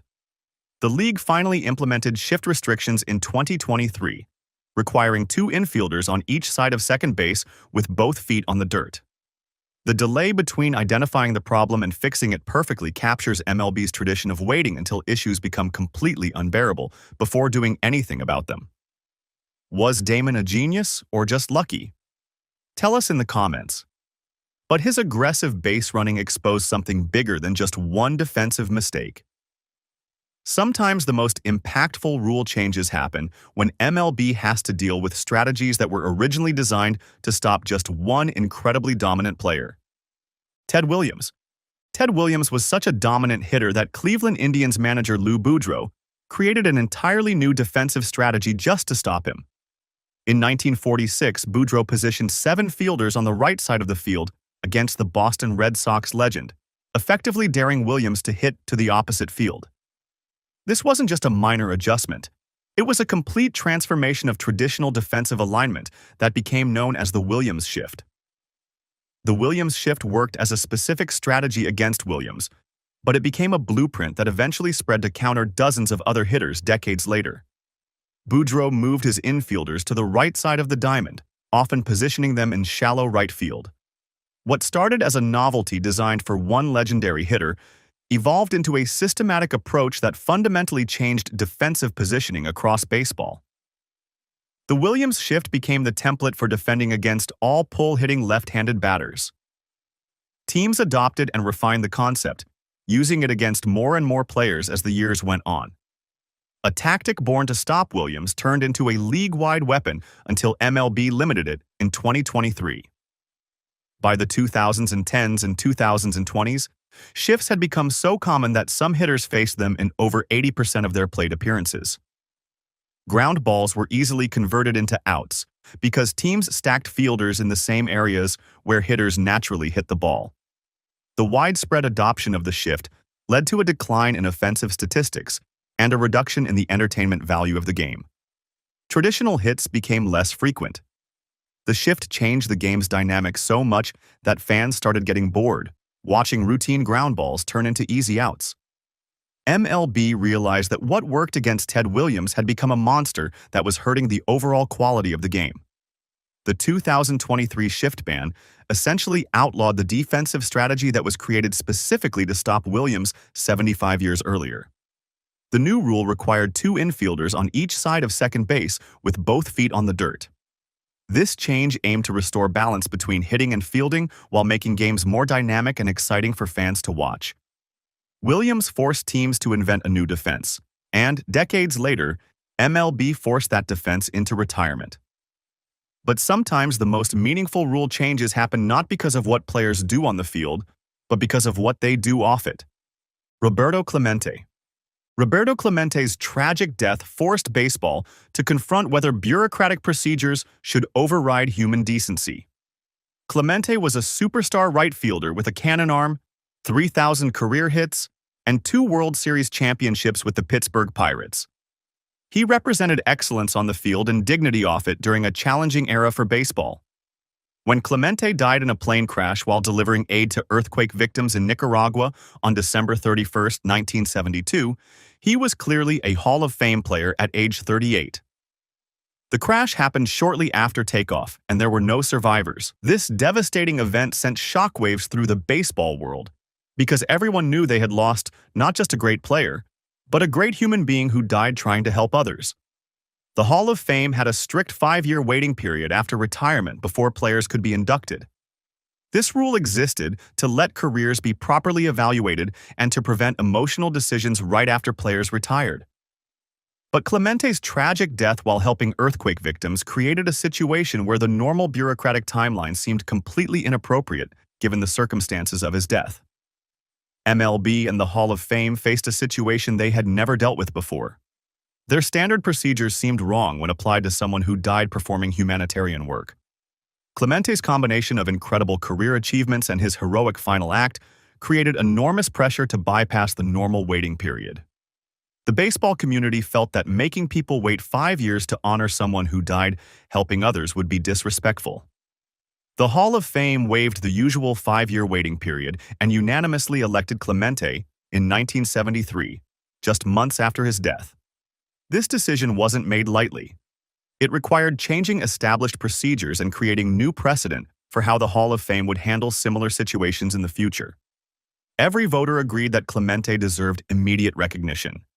This precedent established that the Hall of Fame process can be expedited under extraordinary circumstances, with Clemente's case setting the modern standard for such decisions. The decision wasn't just about baseball achievements. It was about honoring a player whose character matched his on-field greatness. The precedent is rarely used because nobody wants it to be necessary. Tragedy forced a procedural change so a humanitarian legend wouldn't have to wait for recognition. But not all rule changes come from such noble circumstances. Sometimes teams get so creative with finding advantages that the league has to step in and tell everyone to stop being ridiculous. The Rule 5 draft exploiters and backstop coaches. Teams found ways to turn well-intentioned systems into strategic playgrounds through pure creativity. The Rule 5 draft was supposed to help overlooked players get a chance to play in the major leagues. Teams with full rosters would leave talented players stuck in the minor leagues with no path to the big leagues. The draft allowed other teams to select these forgotten players and give them opportunities they wouldn't get otherwise. Teams started using complex trades and player-to-be-named-later clauses to essentially hide players and manipulate the draft system. The player-to-be-named-later clause became a key tool that teams used to get around signing deadlines and contract announcements. Teams were using these complex deals to draft players and then trade them back to their original organization through complicated arrangements. This allowed teams to keep control of players without actually putting them on their 26-man roster, which was the whole point of the Rule 5 draft in the first place. A perfect example happened in 2011, when the Pittsburgh Pirates drafted Gerrit Cole first overall but couldn't immediately sign him. They delayed the contract announcement until after the signing deadline and used a player-to-be-named-later clause to work around the rules. This move was technically legal, but raised serious concerns about the integrity of the draft system. MLB tightened Rule 5 restrictions, requiring players to be under contract before trades and eliminating player-to-be-named-later loopholes in the draft. These changes closed the manipulation gaps that allowed teams to circumvent the draft's intended purpose of giving overlooked players genuine opportunities. Meanwhile, base coaches were creating their own problems by crowding near the backstop and interfering with plays. In the early days of baseball, coaching boxes were basically suggestions that nobody really followed. Coaches would wander around the field and get involved in plays in ways that had nothing to do with actual coaching. George Smith was one early offender who frequently crowded the action and pushed the boundaries of what coaches should be doing during games. Coaches started hovering near runners, trying to distract pitchers, and even attempting to block throws near the backstop. This behavior created unfair advantages and disrupted games by turning coaches into extra fielders instead of instructors. MLB mandated that base coaches must remain in designated coaching boxes while the ball is in play, with stepping out risking interference calls. These rule changes kept coaches focused on coaching instead of crowding the field and physically influencing plays. When teams find loopholes, rules close them sometimes painfully fast. But closing loopholes is different from fixing fundamental problems that everyone can see developing for years. Modern rule changes that fixed everything. The 2000s brought a flood of rule changes addressing pace of play, foreign substances, extra innings, equipment, spending, and replay review. Each rule change tackled problems that had been obvious for years but required the game to become nearly unwatchable before action was taken. These fixes mostly improved pace and fairness without perfecting the game, but they proved that simple solutions had been available all along. The pitch clock cut game times by 30 minutes, proving that the pace problem could have been solved anytime MLB wanted to act. The rule mandated that pitchers throw within 15 seconds with bases empty and 20 seconds with runners on base, while requiring batters to be ready in the box. This created a sense of urgency that had been missing from baseball for years. Players had to stay focused and engaged instead of wandering around between pitches. Foreign substance crackdowns in 2021 immediately dropped spin rates and restored offensive balance that had been missing for years. Pitchers had been using spider tack and other grip enhancers to make their pitches move in ways that were nearly impossible to hit. Umpires started conducting mid-inning checks and ejecting players who were caught cheating, with violators facing ejection plus a 10-game suspension. The enforcement worked immediately, and hitting numbers improved across the league. The ghost runner rule placed a runner on second base at the start of extra innings, originally implemented during the pandemic to shorten games and preserve player health. The runner is the batter who preceded the leadoff hitter in the batting order, which clarified early confusion about eligibility, and statistical tracking. Instant replay expanded from covering only home runs in 2008 to all reviewable plays by 2014, finally giving umpires the technology to get calls right consistently. The New York Command Center began overseeing reviews to make sure mistakes were corrected. While the system isn't perfect, it dramatically improved the accuracy of calls and reduced controversy over blown calls that changed game outcomes. The luxury tax discouraged excessive spending by teams like the Yankees and Dodgers. Teams were limited to 6 mound visits per game to prevent endless conferences that slowed everything down. Standardized equipment eliminated advantages from custom gear modifications. Each change worked exactly as intended, raising the question of why it took so long to implement obvious solutions. The rapid success of recent changes highlights how many issues could have been fixed years earlier if the league had acted proactively instead of reactively. Most of these fixes look obvious now because a player or a scandal made them impossible to ignore. The pattern reveals something deeper about how baseball actually operates. From tragic deaths to impossible talents to obvious exploits, greatness, tragedy, and cleverness drive every rule change in baseball history. MLB's greatest tradition isn't the 7th-inning stretch or Cracker Jacks. It's waiting decades to fix obvious problems, then claiming they're revolutionary innovations that will save the sport. In 2010, the Washington Nationals picked a 17-year-old kid who had already gotten his GED just to speed-run his way to professional baseball. Bryce Harper dropped out of high school during his junior year and enrolled at the College of Southern Nevada to make himself draft eligible a year early. Most teenagers are worried about prom dates and driver's licenses. Harper was worried about getting to the major leagues as fast as humanly possible. Harper was being called the next Mickey Mantle before he could legally vote. Scouts were comparing him to Ted Williams and saying he had the best combination of power and plate discipline they had ever seen in a high school player. Baseball America put him on their cover when he was 16 years old. The hype around this kid was absolutely insane, and everyone knew the Nationals were going to take him with the first pick. The pressure on a teenager to live up to generational talent expectations seemed impossible. The Nationals were one of baseball's worst franchises at the time, having never won a playoff series since moving to Washington. They desperately needed someone to give their fan base hope and sell tickets at the same time. Harper dominated junior college baseball and won the Golden Spikes Award as the best amateur player in the country. He made his MLB debut at 19 years old in April 2012, immediately becoming the face of a franchise that had never had a real superstar. His rookie year earned him Rookie of the Year honors after hitting 22 home runs and stealing 18 bases. By 2015, Harper won the NL MVP award at age 22, hitting 42 home runs with a 1.109 OPS. The thing is, Harper exceeded expectations and made the Nationals relevant for the first time in their existence. His success set the bar impossibly high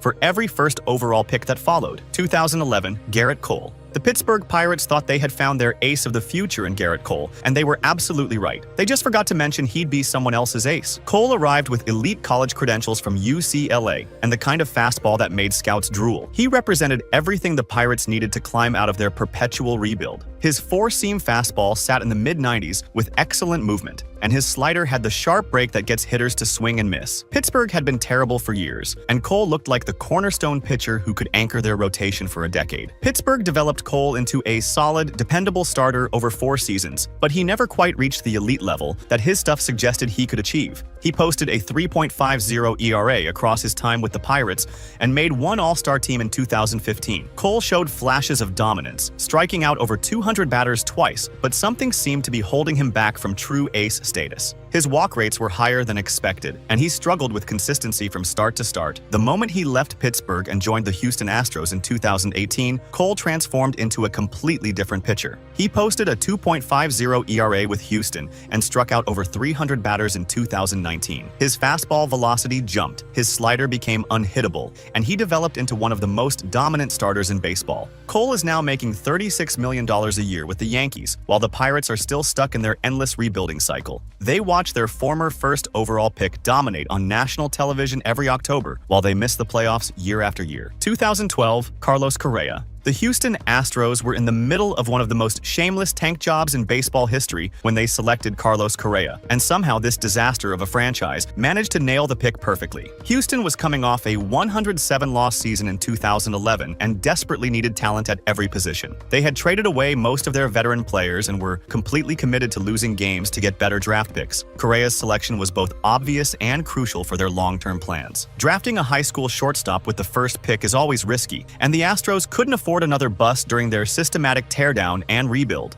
High school players take longer to develop and have higher bust rates than college players. But Correa had the kind of tools that made scouts drool. He could hit for power, had excellent speed, and showed the defensive ability to stick at shortstop long-term. Correa developed quickly through the minors and made his MLB debut in 2015, immediately showing the kind of two-way ability that justifies a first overall selection. He hit 20 home runs as a rookie and won the American League Rookie of the Year award. Correa became a cornerstone of the Astros infield, earning All-Star selections and a Gold Glove while helping lead the team to their first World Series championship in 2017. The weird part is what happened next. Instead of signing a massive long-term deal with Houston, Correa has bounced between teams on short-term contracts. He signed with the Twins, then the Giants, then ended up with the Twins again. Despite his obvious talent, he never quite settled down with one organization. Correa proved that even tanking teams can hit home runs with the first pick. 2013, Mark Appel. After nailing the Correa pick, the Houston Astros had a chance to build on their success with another first overall selection, and they proceeded to whiff completely on Mark Appel. Appel was supposed to be the safe pick, a polished college pitcher from Stanford with a track record of success and the kind of profile that screams sure thing to scouts. He had dominated Pac-12 hitters for 3 years and possessed a four-seam fastball that sat in the mid-90s with good command. Appel also threw a sharp slider and had developed a changeup that kept hitters off balance. His college statistics were excellent, and he came from one of the most respected baseball programs in the country. Despite his college dominance and seemingly low-risk profile, Appel struggled with command issues and injuries from the moment he entered professional baseball. His fastball velocity dropped from the mid-90s to the low 90s almost immediately. His secondary pitches didn't develop as expected, and he couldn't find the strike zone consistently enough to advance through the minor league system.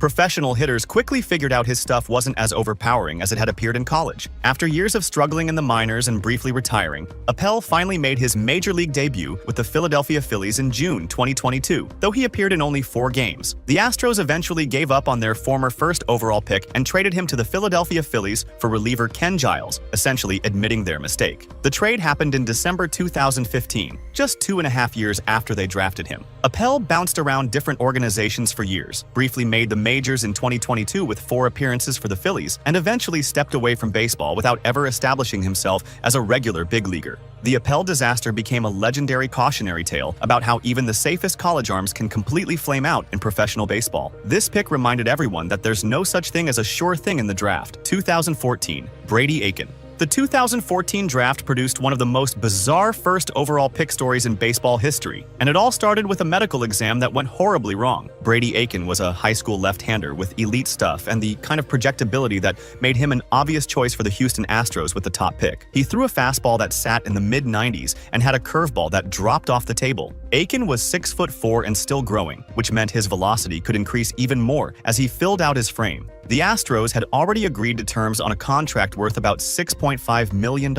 During his pre-signing physical, the Astros discovered something in Aiken's elbow that concerned their medical staff enough to reduce their contract offer significantly. The team's doctors found what they believed was a problematic UCL in his throwing arm. Houston dropped their offer to around $5 million, a massive reduction that would also affect their remaining draft pool money. Aiken and his representatives refused the reduced offer, leading to a standoff that ultimately resulted in the first overall pick going unsigned for the first time in decades. The deadline passed without a deal, and the Astros lost their top pick entirely. The situation spawned conspiracy theories about whether the medical concerns were real or if the Astros were trying to manipulate the system for financial reasons. Some people believed Houston was using the medical exam as an excuse to save money and spend more on later picks. Aiken eventually signed with other organizations but never developed into the pitcher scouts thought he could become, dealing with the very arm issues that concerned Houston's doctors. The Aiken saga became a cautionary tale about medical evaluations and high-stakes draft negotiations. 2015, Dansby Swanson. The Arizona Diamondbacks selected Dansby Swanson with the first overall pick and then immediately traded him away, which turned out to be a perfect summary of his career. Solid, but never quite spectacular. Swanson was a Vanderbilt superstar with the kind of college resume that suggested he'd be a reliable, if not flashy, major league contributor. He hit .335 with 16 home runs in his final college season and helped lead the Commodores to the College World Series. Swanson had good speed, decent power, and the defensive skills to play shortstop at the major league level. His college track record suggested he would translate well to professional baseball without much development time needed. Arizona traded him to Atlanta as part of a package deal for pitcher Shelby Miller before he ever played a game in their system, making fans wonder if they gave up on him too quickly. The trade happened in December 2015, just 5 months after the Diamondbacks drafted him. Arizona essentially used their first overall pick as a trade chip rather than developing him themselves. Swanson settled into the Braves lineup as their everyday shortstop and became exactly what you'd expect from a steady college pick: dependable defense and decent offense. He has averaged around 20 home runs per season and plays solid defense at shortstop. Swanson contributed to Atlanta's 2021 World Series championship and has been a consistent presence in their infield, even if he never developed into a superstar-level player. The most notable thing about Swanson's career might be his marriage to USWNT soccer player Mallory Swanson, formerly Mallory Pugh, which probably gets mentioned more than his baseball statistics. Swanson represents the middle ground of first overall picks. Not a bust, not a superstar, just a solid major league player who does his job well. 2016, Mickey Moniak. The Philadelphia Phillies had the first overall pick and a chance to select some incredible talent. So naturally, they reached for a high school outfielder who became a fourth outfielder. Mickey Moniak had all the tools scouts love in a high school prospect: speed, arm strength, and the kind of athleticism that projects well for professional development. He was a center fielder from La Costa Canyon High School in California, who ran a 6.2 60-yard dash and had plus arm strength. Moniak hit .476 in his senior year and showed the kind of raw ability that made scouts believe he could develop into a five-tool player at the major league level. The problem was that several college players available in that draft looked like safer bets, but the Phillies decided to swing for the fences with upside instead. College players like A.J. Puck and Jason Groom were considered more polished options who could reach the majors faster. Moniak struggled to develop his hitting at the professional level, never quite figuring out how to make consistent contact against advanced pitching. His swing mechanics needed major adjustments, and he had trouble recognizing breaking balls from professional pitchers. He bounced between the minors and majors for years, showing flashes of the athleticism that got him drafted, but never putting together the complete package needed for everyday play. The Phillies eventually traded him to the Angels in 2022, where he carved out a role as a bench player and defensive replacement rather than the franchise cornerstone they envisioned. Moniak's career became a reminder that high school picks are inherently risky, even when the athlete has all the physical tools to succeed. This pick haunts Phillies fans because they passed on several players who became stars. 2017, Royce Lewis. The Minnesota Twins selected Royce Lewis as a toolsy shortstop with incredible potential, but his career has been defined more by what he's done in hospital beds than batter's boxes. Lewis had everything scouts wanted: speed, power, defensive ability, and the kind of baseball instincts that suggested he'd be a perennial all-star at the major league level. He could run a 6.4 60-yard dash, had plus arm strength across the diamond, and showed natural hitting ability from both sides of the plate.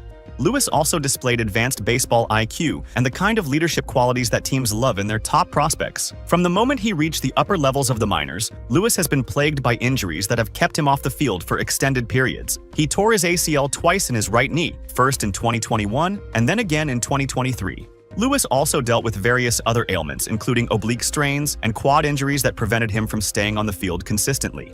When he's healthy and playing, Lewis shows exactly why the Twins drafted him first overall, displaying the kind of dynamic ability that can change games. His 2022 debut included several clutch hits and showed flashes of the five-tool potential that made him so appealing as a draft pick. The problem is that he's spent more time on the injured list than in the starting lineup, dealing with various ailments that have prevented him from establishing any kind of rhythm. His career has become a cruel example of how talent means nothing if you can't stay on the field long enough to develop and contribute consistently. Lewis represents the most frustrating type of first overall pick, the player who clearly has the ability but can't overcome the physical demands of professional baseball. 2018, Casey Mize. The Detroit Tigers thought they were getting a safe, polished college arm when they selected Casey Mize. But safe picks in baseball have a way of being anything but safe. Mize came from Auburn with a track record of college success and the kind of repertoire that suggested he'd be a frontline starter in the major leagues within a few years. He threw a four-seam fastball that sat in the mid-90s with excellent command and location. His slider was sharp and broke late, making it difficult for college hitters to square up.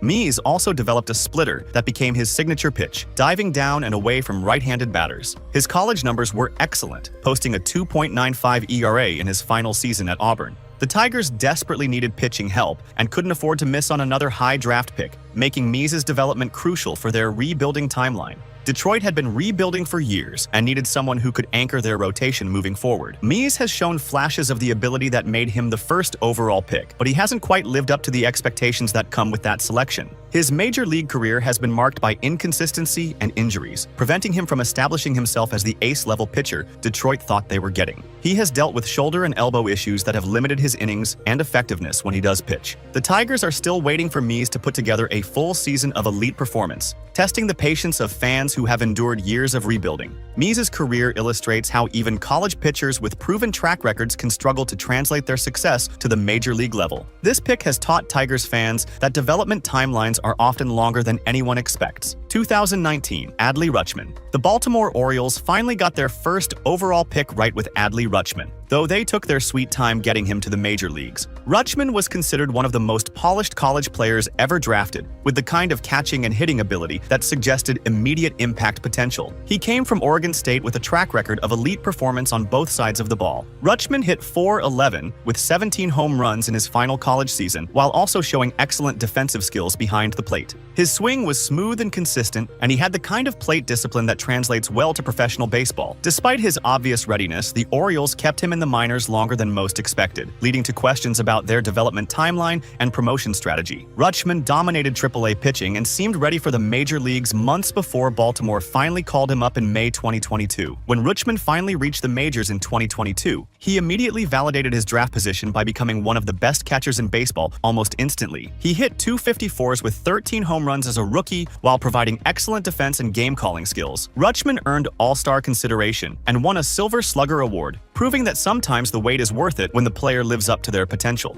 Rutschman has become the cornerstone of Baltimore's surprising resurgence, providing both offensive production and defensive leadership behind the plate. His presence helped transform the Orioles from one of the worst teams in baseball to a playoff contender. This pick represents what happens when everything goes right: the right player, proper development, and organizational patience coming together perfectly. Rutschman's success has given the Orioles their first legitimate franchise player in years. 2020, Spencer Torkelson. The Detroit Tigers doubled down on their rebuilding strategy by selecting Spencer Torkelson, a college slugger whose transition to major league pitching has been more puzzling than powerful. Torkelson dominated college baseball at Arizona State with the kind of power numbers that made him an obvious choice for a team desperate for offensive production. He hit .340 with 25 home runs and 75 RBIs in his final college season. His swing was smooth and generated massive power to all fields. Torkelson also showed excellent plate discipline, walking more than he struck out during his time with the Sun Devils. His college statistics suggested he would be a middle-of-the-order bat who could provide immediate offensive help. The Tigers needed immediate help and couldn't afford another development project, making Torkelson's adjustment to professional baseball crucial for their timeline. Detroit had been rebuilding for years and desperately needed someone who could anchor their lineup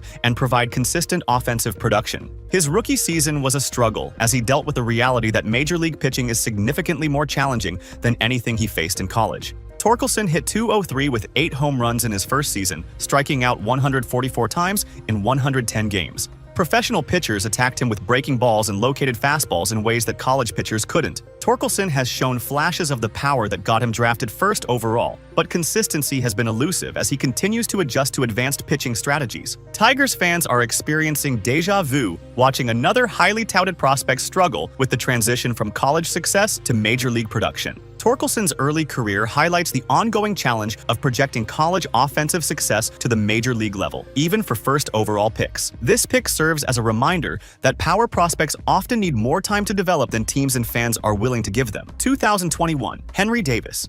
The Pittsburgh Pirates selected Henry Davis as a catcher with the first overall pick, and he's now playing everywhere except behind the plate, which pretty much sums up modern draft strategy. Davis was chosen partly for his catching ability and partly because the Pirates could sign him for slot money, representing the new era of budget-conscious first overall selections. He came from Louisville with solid offensive numbers and decent defensive skills behind the plate. The Pirates knew they could sign him for the full slot amount of $8.5 million without going over budget. This allowed them to save money for later picks in the draft while still getting a player with first-round talent. The Pirates needed to balance talent acquisition with financial flexibility, making Davis an attractive option even if he wasn't the consensus best player available. Other players like Marcelo Mayer and Jordan Walker were considered by many scouts to have higher ceilings, but they would have cost more money to sign. Davis has transitioned away from catching to playing outfield and first base, showing the kind of positional versatility that modern teams value over traditional roles. His catching skills were always considered his weakest tool, and the Pirates quickly moved him to positions where his bat could play better. Davis spent time in left field and at first base during his minor league development. His development has been steady, if unspectacular, representing the Pirates' approach of finding value and flexibility rather than swinging for superstar potential. The position changes illustrate how teams now view draft picks as portfolio investments rather than players locked into specific roles for their entire careers. Davis represents the modern draft philosophy, where slot money savings and positional flexibility matter as much as raw talent and traditional scouting metrics. 2022, Jackson Holliday. The Baltimore Orioles selected Jackson Holliday, son of former All-Star Matt Holliday, creating the ultimate test of whether baseball talent actually runs in families. Holliday arrived with enormous expectations based both on his own high school performance and the inevitable comparisons to his father's successful major league career. Matt Holliday was a 7-time All-Star who hit over 300 career home runs and made millions of dollars during his playing days. Jackson hit .685 as a high school senior in Oklahoma and showed the same smooth left-handed swing that made his father famous. Being a baseball nepo baby comes with unique pressure. Fans and scouts constantly debate whether success comes from genetics, training, or just good coaching from birth. Jackson grew up around major league clubhouses and had access to the best hitting coaches and training facilities money could buy. He learned the game from professional players and coaches who worked with his father throughout his career. Holliday has progressed rapidly through the minor leagues, showing the kind of hitting ability and baseball instincts that suggest the family genes are legitimate. He hit .321 with 19 home runs across multiple minor league levels in 2023. His swing mechanics look remarkably similar to his father's, with the same smooth stroke and natural timing that made Matt successful. His 2024 major league debut featured the typical growing pains of a young player adjusting to the highest level, but flashes of his potential were clearly visible. The Holliday name carries weight in baseball circles, but Jackson has had to prove that his talent is his own rather than just inherited reputation.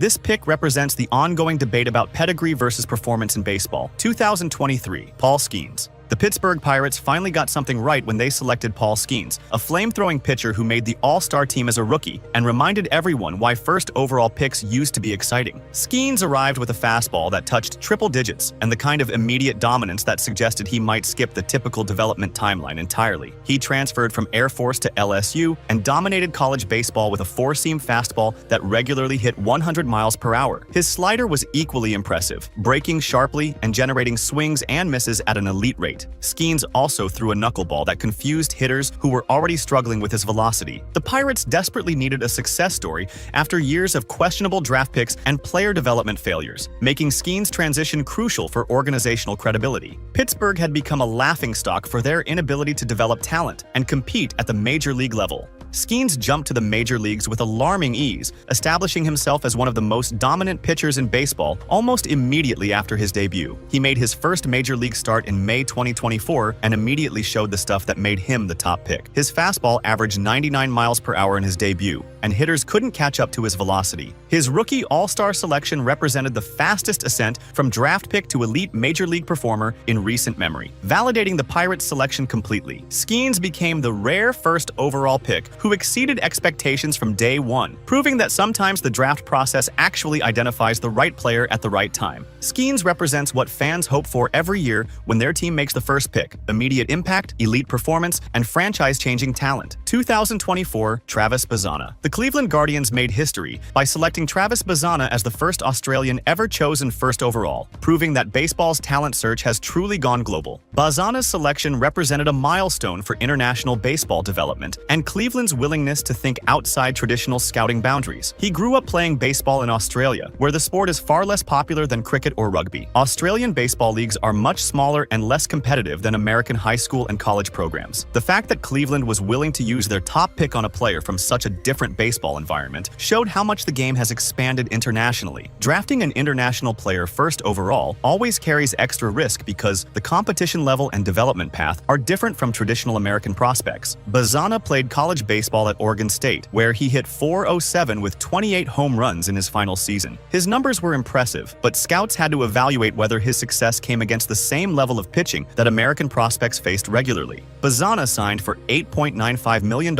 and brought impressive college numbers from Oregon State, but questions remained about how his skills would translate professionally. He was a switch hitter with good power from both sides of the plate and showed excellent plate discipline throughout his college career. His early minor league performance has been encouraging, suggesting that Cleveland's international gamble might pay off as he progresses through their system. The pick highlights baseball's expanding global reach and the increasing importance of international talent in major league organizations' long-term planning. Bazana's selection represents the evolution of baseball scouting from a primarily American focus to a truly international talent search. 2025, Eli Willits. The Washington Nationals shocked the baseball world by selecting Eli Willits with the first overall pick, a non-consensus choice made by an interim general manager that perfectly captures the modern draft's unpredictability. Willits wasn't the consensus choice for first overall, with many expecting the Nationals to take Ethan Holiday or LSU pitcher Cade Anderson instead. The surprise pick represented the kind of organizational conviction that comes when a team believes they've identified unique value others have missed. He was a high school player from Fort Cobb Broxton High School in Oklahoma, with good tools, but nothing about his profile screamed first overall pick material. The Nationals essentially reached for a player they could have probably gotten with a later selection. Having an interim GM make such a crucial decision added another layer of uncertainty to a pick that already seemed to prioritize tools and potential over proven performance. Mike Rizzo had been fired earlier in the year, leaving the organization without permanent leadership during one of the most important decisions they would make. An interim executive was essentially gambling with the franchise's future on a player who hadn't dominated college baseball the way previous first picks had. The selection emphasized positional versatility since Willits projects to potentially move from shortstop to second base, fitting the modern preference for flexible players over position specialists. Teams now value players who can handle multiple positions rather than elite defenders at one spot. This pick embodied all the running themes of recent drafts: slot money considerations, organizational overthinking,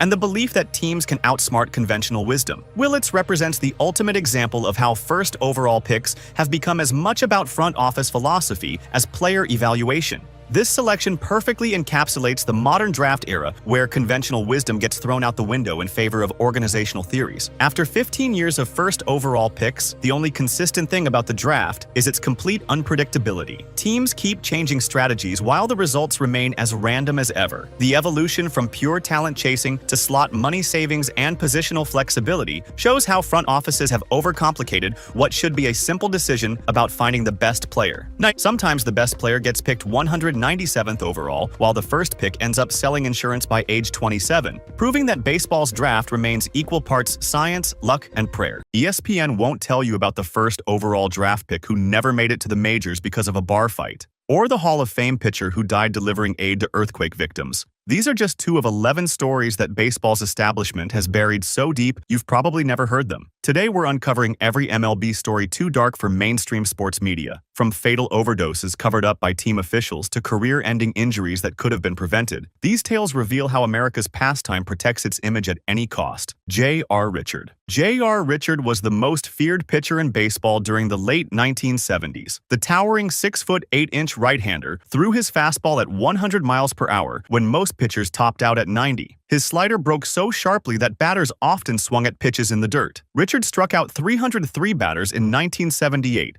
then followed that with 313 strikeouts in 1979 while posting a 2.71 ERA. In 1980, he was 10-4 with a 1.90 ERA and had been named the All-Star starter. These numbers put him on pace for the Hall of Fame before his 30th birthday. The Houston Astros had built their entire pitching staff around Richard's dominance. He was their ace, their ticket to playoff success, and their most valuable asset. Richard's intimidating presence on the mound made him nearly unhittable for opposing teams. Batters stepped into the box knowing they were facing someone who could overpower them with pure velocity or fool them with his devastating breaking ball. Early in the 1980 season, Richard started complaining about unusual symptoms that affected his pitching performance. He told team officials about persistent arm fatigue that didn't improve with rest. The dizziness he experienced on the mound was unlike anything he had felt before. Richard also reported feeling weak during games, symptoms that clearly indicated something serious was wrong with his health. The Astros' response to Richard's complaints revealed disturbing attitudes within the organization. Team officials dismissed his concerns as mental weakness rather than physical problems. Media members suggested Richard was making excuses for declining performance or trying to avoid pitching in important games. Some teammates questioned whether Richard was tough enough to play through normal aches and pains that all pitchers experience. Those signs were repeatedly downplayed despite Richard's status as the team's star performer. A Black Star athlete was being told that his pain wasn't real and that he needed to prove his toughness. Richard faced pressure to keep pitching despite symptoms that were clearly affecting his ability to perform at an elite level. He did not receive timely, thorough examination before his collapse. Richard continued pitching through these symptoms because he felt he had no choice. He needed to prove he wasn't weak or making excuses for poor performance. Every time he took the mound, he was fighting against his body's warning signs while trying to maintain his reputation as the game's most dominant pitcher. On July 30th, 1980, Richard was warming up before a game when his body finally gave out completely. He collapsed during his pregame routine and suffered a massive stroke caused by a blood clot. Richard never pitched again. The Astros inducted him into their Hall of Fame in 2019, and he died in 2021 at age 71. Richard's case showed how dismissing player concerns could have devastating consequences. But sometimes the tragedy came from decisions that no organization could control. Brian Taylor. The New York Yankees handed Brian Taylor a $1.55 million signing bonus in 1991, making him the first overall pick in the MLB draft. Selected out of Williamsport High School, Taylor received what was then a record bonus for a high school player. He had everything scouts look for in a future ace pitcher. His fastball reached 100 miles per hour consistently, and his curveball dropped off the table like few pitchers could manage. Professional scouts called Taylor the best high school pitcher they had ever evaluated. His minor league performance backed up the hype completely. At Fort Lauderdale, he posted a 2.57 ERA with 187 strikeouts in 161 innings. In 1993, he went 13-7 with about 150 strikeouts in Double-A. The Yankees organization projected him as their ace of the future, someone who could anchor their rotation for the next decade. Taylor's combination of velocity and breaking ball movement was considered generational talent. December 18, 1993, started as a normal night out for Taylor and his brother during the offseason. Taylor was focused on his upcoming spring training and preparing for what many expected to be his major league debut season. The evening took a devastating turn when his brother got into a physical altercation with another patron at a bar in North Carolina. The fight escalated quickly as the two men wrestled on the floor. Taylor made a split-second decision that would destroy his entire career. Instead of staying out of the conflict, he jumped into the fight to help his brother.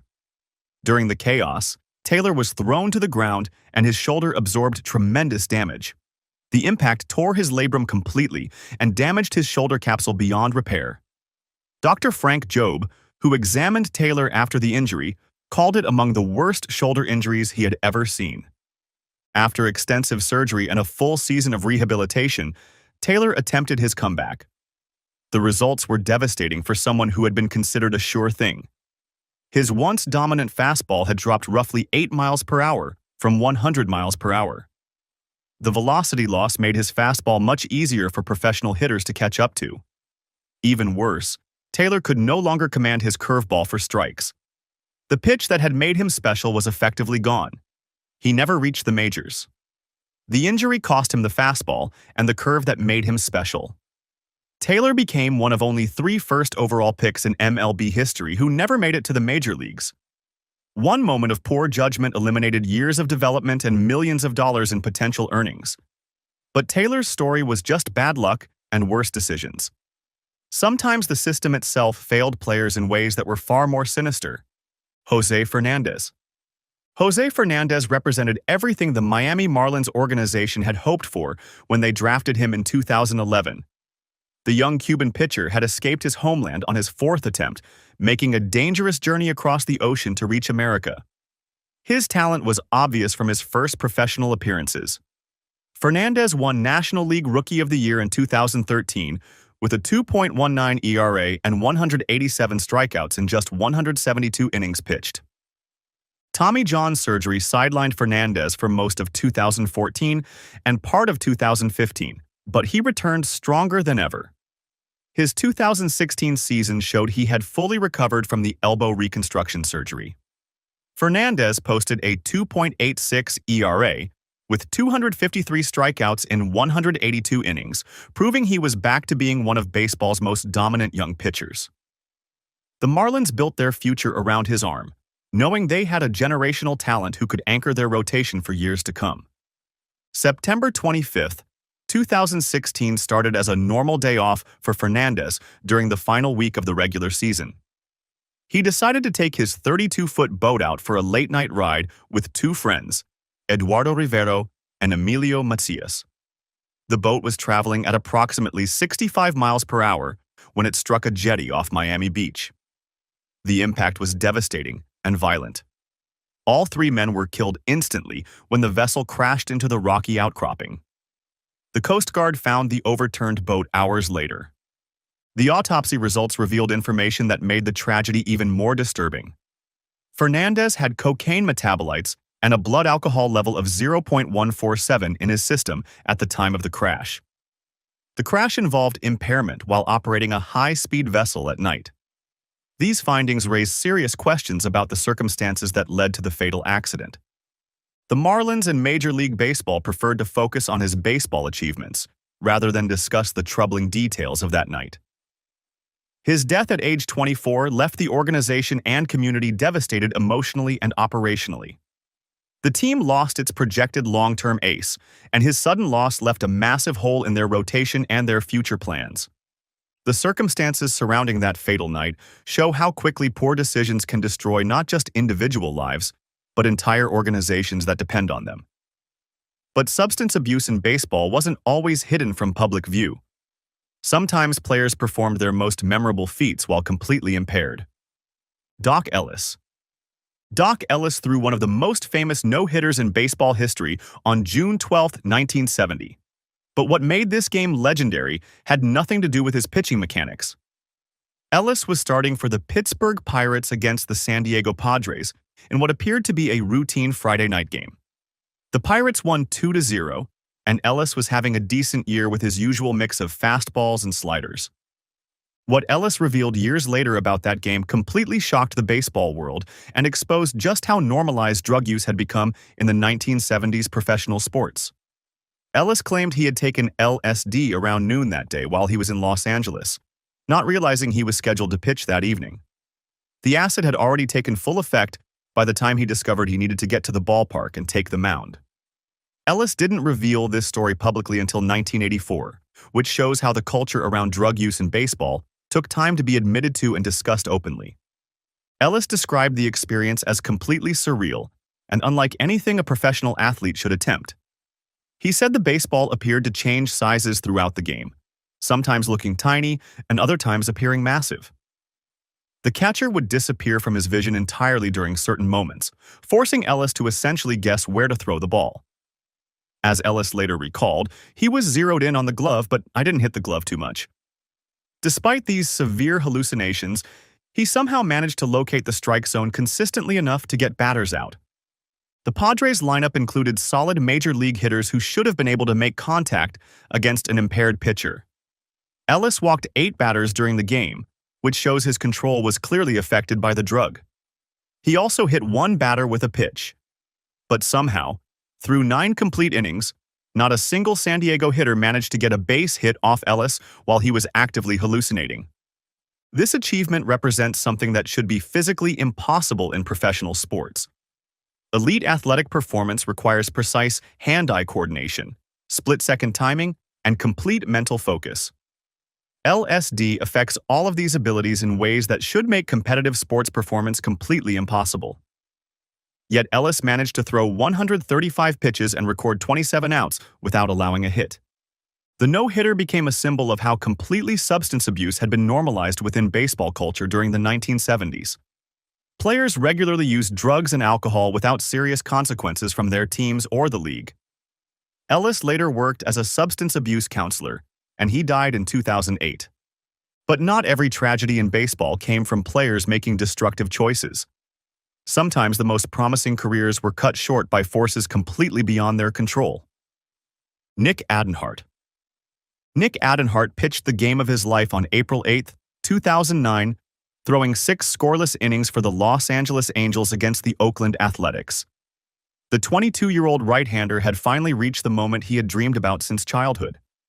This was only his 4th career major league start, but Adenhart looked like a seasoned veteran on the mound. He struck out 5 batters while allowing just 7 hits, keeping the dangerous Oakland lineup completely off the scoreboard. Adenhart's path to this performance had been anything but easy. Tommy John surgery had sidelined him for most of 2007, forcing him to rebuild his arm strength and relearn his pitching mechanics. The rehabilitation process took nearly 2 years of grueling work in the minor leagues. Most young pitchers never fully recover from elbow reconstruction surgery, but Adenhart had beaten the odds through determination and countless hours of physical therapy. His father, Jim, had made the trip from Maryland to watch his son pitch at Angel Stadium.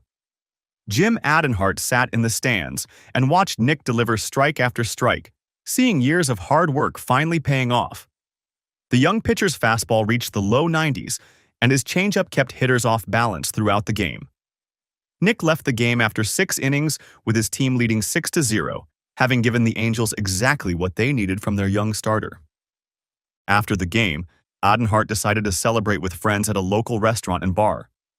He had earned the right to enjoy this moment after overcoming surgery and proving he belonged in the major leagues. Adenhart was riding high on adrenaline from his dominant performance and looking forward to many more starts in an Angels uniform. Hours later, Adenhart sat in a red Mitsubishi Eclipse at the intersection of Catella Avenue and Orangewood Avenue in Fullerton. The light was red, and he was waiting patiently with 2 friends in the car. At 12:19 a.m., a minivan ran the red light at high speed and crashed directly into their vehicle. The driver had a blood alcohol content of 0.19 and was on probation for a prior DUI. The collision killed Adenhart and passenger Courtney Stewart instantly. The third passenger, Henry Pearson, died later at the hospital from his injuries. Andrew Gallo, the drunk driver, was later convicted of 3 counts of second-degree murder and sentenced to 51 years to life in prison. The Angels gave his family a full playoff share and retired his locker while wearing tributes throughout the season. The pitching staff and clubhouse were left with survivor guilt and the sense that a promising trajectory had been snatched away. His death shows how external negligence can destroy what took years of dedication to build. But sometimes the destruction came from within, creating cycles that even the most talented players couldn't escape. Josh Hamilton. Josh Hamilton was supposed to be baseball's ultimate redemption story, but his career became a repeating pattern that revealed how teams and media handle addiction. The Tampa Bay Devil Rays selected Hamilton as the first overall pick in the 1999 MLB draft, recognizing his incredible natural talent as both a hitter and outfielder. His high school statistics were amazing, and scouts believed he had the potential to become a superstar in the major leagues. Hamilton's raw ability was undeniable when he was clean and focused on baseball. His swing was smooth and powerful, generating tremendous bat speed that could turn any mistake pitch into a home run. His outfield defense was equally impressive, with the speed and arm strength to cover huge amounts of ground. When Hamilton won the American League MVP award in 2010, he hit .359 with 32 home runs and 100 RBIs for the Texas Rangers, proving that his talent was genuinely elite. The problem was that addiction kept derailing whatever momentum Hamilton built during his clean periods. His cocaine and alcohol problems first surfaced early in his professional career, completely sidelining him for nearly 3 full seasons in the early 2000s. He didn't make his MLB debut until 2007 at age 26, losing crucial developmental years that most players use to refine their skills and adjust to professional competition. His comeback with the Rangers seemed like the perfect story for teams and media to celebrate. Hamilton not only returned to baseball but became one of the best players in the game almost immediately. His 2008 home run derby performance at Yankee Stadium was legendary, as he launched 28 home runs in the first round alone. Fans and media loved the narrative of the troubled player who had overcome his demons through faith and determination. But the relapses kept coming in 2009, then again in 2012, and once more in 2015 when he self-reported to avoid suspension. Each time, the cycle repeated itself with teams and media celebrating his returns without addressing the underlying addiction issues. The Angels still signed him to a $125 million contract in 2012 despite his history, showing how organizations prioritize talent over addressing systemic problems. Hamilton's story continued after his playing days ended. In 2019, he was charged with assaulting his teenage daughter and eventually pleaded guilty to unlawful restraint charges. This incident showed that retirement from baseball had not solved his underlying problems. The pattern revealed how baseball's approach to addiction focused on celebrating comebacks rather than providing long-term support systems. But addiction wasn't the only dangerous behavior that teams preferred to ignore when young stars were involved. Yordano Ventura. Yordano Ventura had everything a young baseball player could want by age 25. His fastball reached 100 miles per hour consistently, making him one of the hardest throwers in Major League Baseball. The fiery right-hander from the Dominican Republic had helped the Kansas City Royals win the 2015 World Series with his dominant pitching and competitive fire. Over 4 MLB seasons, Ventura was 38-31 with a 3.89 ERA, and he had just signed a $23 million extension before his death. His blazing fastball and nasty curveball made him nearly unhittable when he commanded his pitches properly. Ventura was known throughout baseball for his intense competitive spirit and willingness to challenge any hitter. He never backed down from confrontations and often stared down batters after striking them out. This aggressive approach made him a fan favorite in Kansas City and earned respect from teammates who appreciated his fearless attitude on the mound. The background research documents patterns of risky driving among some young, newly wealthy players who suddenly have access to millions of dollars. The culture among young MLB players often celebrates expensive cars and extreme speed as symbols of success and status. Social media posts frequently showed players with their luxury vehicles, and reckless driving behavior was rarely criticized by teams or the league. Ventura owned multiple high-end vehicles and was known for driving them at dangerous speeds on roads that were not designed for such reckless behavior. This pattern of dangerous driving was common among young players who had grown up poor and suddenly found themselves with enough money to buy whatever they wanted. On January 22, 2017, Ventura was driving his Jeep Wrangler on a curved road in the Dominican Republic during the off-season. He was traveling at excessive speed when he approached a sharp curve that required much slower driving to navigate safely. Ventura lost control of the vehicle when he failed to slow down enough for the turn. The Jeep flipped violently after leaving the roadway. Ventura was ejected from the vehicle during the crash and died at the scene. His promising career ended in a completely preventable tragedy that shocked the baseball world. Another former MLB player, Andy Marte, died separately that same day, making January 22, 2017, one of the darkest days in recent baseball history. His death exposed how little the sport does to educate players about the dangers of high-speed driving or provide guidance about responsible spending. The Royals honored him with Ace 30 memorial patches in 2017, but his death highlighted the gap between celebrating young talent and protecting it from destructive choices. But not every tragedy came from reckless decisions. Sometimes players became victims of violence that had nothing to do with their own actions. Lyman Bostock. Lyman Bostock was having the best season of his career in 1978, hitting .336 for the California Angels and establishing himself as one of baseball's most promising young stars. The 27-year-old outfielder had signed a massive 5-year contract worth $2.25 million with the Angels during the offseason, making him one of the highest-paid players in baseball. His smooth swing and consistent hitting had made him a fan favorite, and scouts believed he was just entering his prime years as a hitter. Bostock had come from humble beginnings, growing up in Birmingham, Alabama, before starring at California State University Northridge. His professional career started with the Minnesota Twins, where he hit over 303 consecutive seasons. The Angels saw him as a cornerstone player who could anchor their lineup for years to come. His 1978 performance was backing up their investment completely. On September 23, 1978, Bostock was visiting his uncle in Gary, Indiana, during a road trip break. He was riding as a passenger in a car driven by his uncle's goddaughter, Barbara Smith, along with her 2 young children in the back seat. The group was simply driving through the neighborhood on what should have been a routine evening visit with family. Leonard Smith had been following his estranged wife Barbara's car because he suspected she was involved with another man. Smith was consumed with jealous rage and had decided to confront whoever he thought was having an affair with his wife.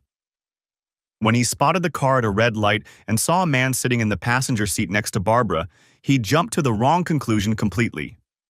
Smith pulled his car up next to Barbara's vehicle while they waited at the traffic light. Without any warning or attempt to verify who was actually in the car, Smith reached for his shotgun and fired directly through the passenger window. Bostock was struck in the head and died 2 hours later at age 27, becoming the victim of a jealous husband's rage that was directed at the wrong person entirely.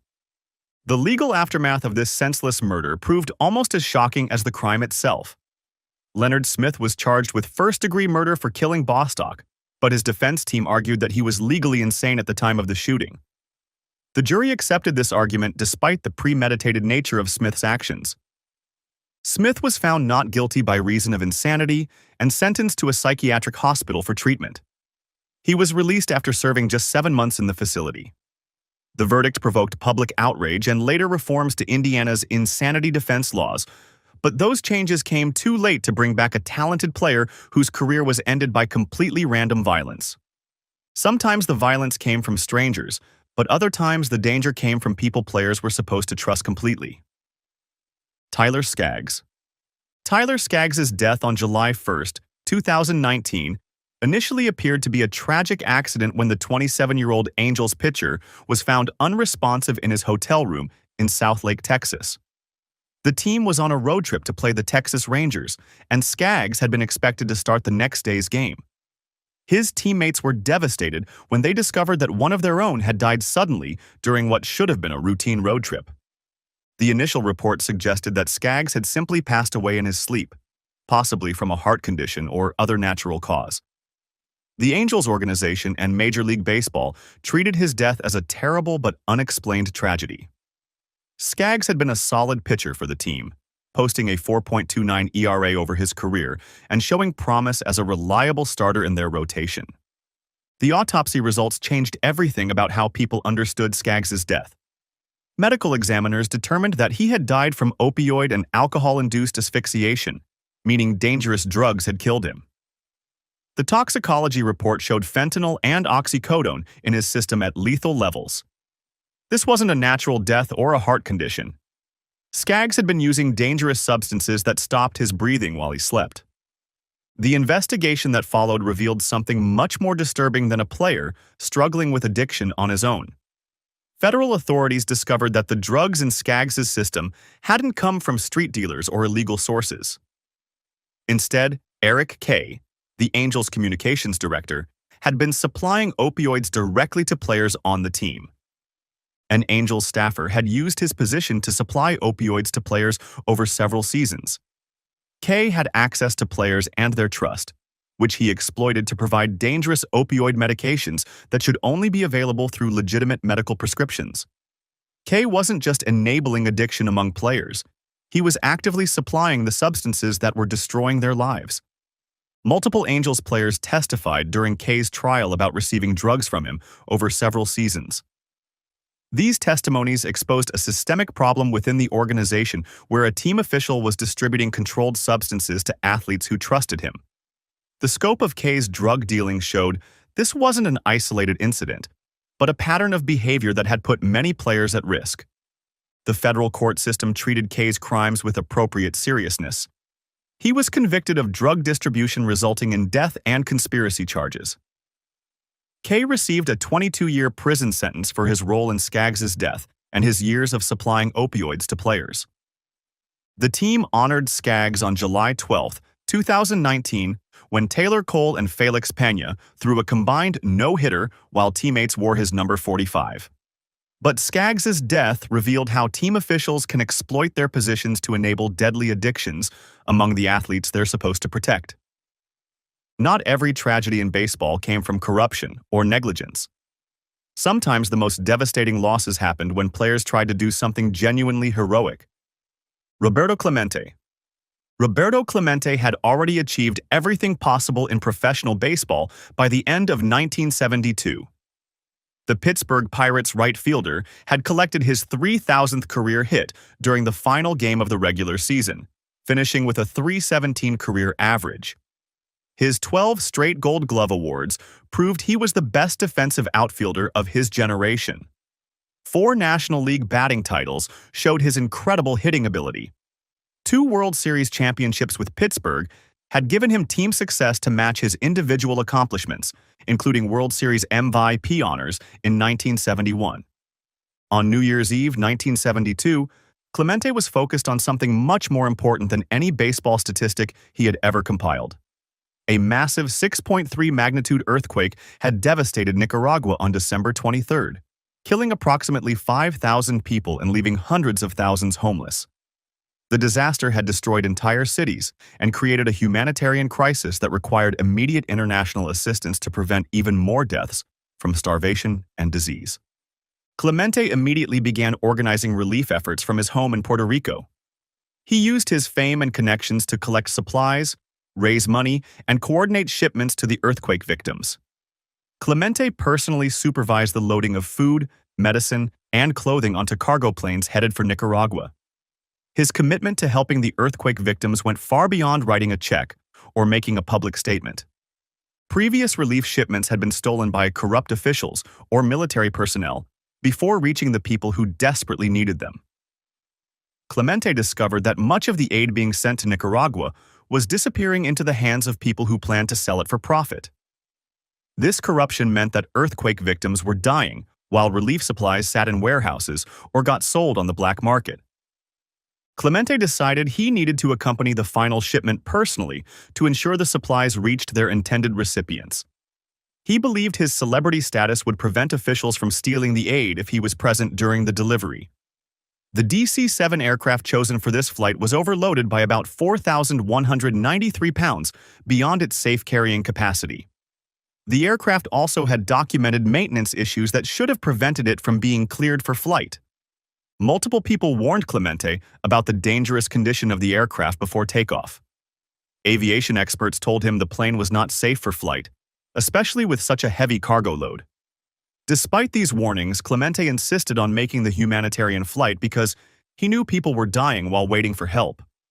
The overloaded DC-7 crashed into the Atlantic Ocean shortly after takeoff from San Juan Airport. All 5 people aboard were killed, including Clemente. Major League Baseball renamed its humanitarian award in his honor, and he became the first Caribbean player elected to the Hall of Fame in 1973. But not every player who struggled with personal demons died while trying to help others. Steve Howe. Steve Howe was one of the most talented left-handed pitchers of his generation, but addiction turned his career into a revolving door of suspensions and failed comebacks. The Los Angeles Dodgers discovered Howe in the minor leagues and quickly realized they had found something special. His slider was devastating against both left-handed and right-handed hitters. His fastball had enough velocity to set up his breaking ball perfectly. After winning National League Rookie of the Year in 1980 with a 2.66 ERA and 17 saves, Howe helped the Dodgers win the 1981 World Series with dominant relief pitching throughout the playoffs. He was an All-Star in 1982, and his performance in clutch situations made him one of the most valuable players on the team. Howe seemed destined for a long career as one of baseball's elite closers. Teams were already comparing him to the best relief pitchers in the game. The problem was that Howe's incredible talent kept earning him second chances from teams even as cocaine and alcohol addiction took control of his life. Each comeback was followed by another devastating relapse that wiped out whatever progress he had made during his clean periods. His behavior became increasingly unpredictable as substance abuse dominated his decision-making. Howe was suspended 7 separate times for substance abuse violations throughout his career. He missed the entire 1984 season due to suspension, costing him a full year of earnings and development. The suspensions kept getting longer as baseball officials tried to force him into sobriety through punishment rather than treatment. Major League Baseball issued a controversial lifetime ban against Howe in 1992 after his 7th violation. The ban was later overturned through legal challenges, allowing him to return in 1993. After a period of sobriety, Howe posted a solid 1.80 ERA in 1994, proving his arm was still effective when he stayed clean. This success convinced teams to keep giving him chances despite his repeated failures. By 1996, his career was effectively finished, but his struggles with addiction continued long after baseball. The pattern repeated itself throughout his career. Repeated second chances, escalating punishments, and eventual relapse. The revolving door approach never addressed the underlying addiction that was destroying his life. Howe's story had one final tragic chapter that occurred a full decade after his playing days ended. On April 28, 2006, he died in a single-car accident in Coachella, California, while driving under the influence of methamphetamine. His pickup truck flipped multiple times after leaving the roadway at high speed. His death represented the final tragic outcome of a long, unresolved addiction problem, and the league's cyclical responses that never provided real solutions. The pattern in Howe's case wasn't unique to his situation alone. These 11 stories reveal a disturbing pattern about how Major League Baseball operates as a business first and a sport second. The common thread isn't just tragedy, it's how systematically these stories have been buried, downplayed, or sanitized by the baseball establishment. From medical negligence to addiction, enabling to institutional cover-ups, baseball's wholesome image masks decades of putting profits over player welfare. The league protects its brand by controlling narratives and limiting uncomfortable discussions about player deaths and destroyed careers. Media outlets cooperate by focusing on feel-good stories rather than investigating systematic failures. Fans deserve to know the real cost of America's pastime, Yankees versus Red Sox. This rivalry makes grown adults throw tantrums over events that happened before their grandparents were born. And it all started with one really bad trade decision in 1919. The Boston Red Sox sold Babe Ruth to the Yankees for $125,000 because their owner Harry Frazee needed money for a Broadway play called No No Nanette. This single transaction created what would become the most expensive mistake in sports history. Ruth was coming off a season where he hit 29 home runs, which was a record at the time, and Boston just handed him over to their biggest competition. This trade cursed Boston for 86 years while turning New York into a dynasty. Yankees fans spent decades constantly reminding everyone about their 27 championships, which became their default response to any argument. The thing is, most of those titles came directly from the foundation Ruth built in the Bronx. The Red Sox, meanwhile, watched their former star become the most famous athlete in America while playing for their rivals. The 2003 ALCS seemed to prove the curse was real when Aaron Boone hit a walk-off home run in Game 7. Yankees fans celebrated in the streets while Red Sox fans headed straight to therapy sessions. But then 2004 happened and changed everything. Boston became the first team ever to come back from a 3-0 series deficit in the playoffs, beating the Yankees in the most dramatic fashion possible. The rivalry has produced 2,311 meetings with the Yankees, holding a 1,257 win advantage. But Red Sox fans will remind you they broke the curse when it mattered most. Every meeting between these teams feels like a continuation of a century-old argument that nobody wants to end. Giants versus Dodgers. When these teams moved from New York to California in 1958, they packed their hatred in the moving trucks and somehow made it even more intense under the California sun. This rivalry started in 1889 when both teams were New York neighbors, but the real fireworks began when they became the first MLB teams to move west together. The thing is, most rivalries fade when teams separate, but these two clubs brought their complete animosity across the entire country. The 1965 brawl featuring Juan Marichal attacking Dodgers catcher John Roseboro with a bat created a 14-minute fight that perfectly captured how personal this feud had become. Marichal was batting when he felt Roseboro was throwing the ball back to the pitcher too close to his head. So Marichal turned around and clubbed Roseboro over the head with his bat, starting one of the most violent incidents in baseball history. The benches cleared immediately and the fight lasted almost a quarter of an hour. The geographic move to California turned this into a statewide war, with San Francisco and Los Angeles fans treating every game like a battle for the soul of the West Coast. Both cities use this rivalry to prove their superiority over each other, with every playoff meeting feeling like a referendum on which California city does baseball better. The Giants hold a slight edge in their 2,594 all-time meetings with 1,286 wins, but both fan bases act like every single game is Game 7 of the World Series. Moving 3,000 miles away from New York somehow made these teams hate each other even more, proving that some grudges only get stronger with distance. Cardinals versus Cubs. Cardinals fans calling themselves the best fans in baseball, while Cubs fans suffered through 108 years of championship drought, created the most passive-aggressive rivalry in sports. St. Louis has 11 World Series titles compared to Chicago's 3, giving Cardinals fans a permanent smugness that Cubs fans have had to endure since 1885. The thing is, Cardinals fans never let anyone forget about this gap. They bring up their championship count in casual conversation like other people mention the weather. The 1998 home run chase between Mark McGwire and Sammy Sosa put both teams in the national spotlight, but somehow made their fans hate each other more. Instead of celebrating baseball's return to popularity, both fan bases used the attention to argue about which slugger was better. Cardinals fans claimed McGwire was the real home run king, while Cubs fans insisted Sosa had more personality and charisma. Cardinals fans perfected the art of polite condescension, always mentioning their superior baseball knowledge and championship tradition whenever Cubs fans got excited.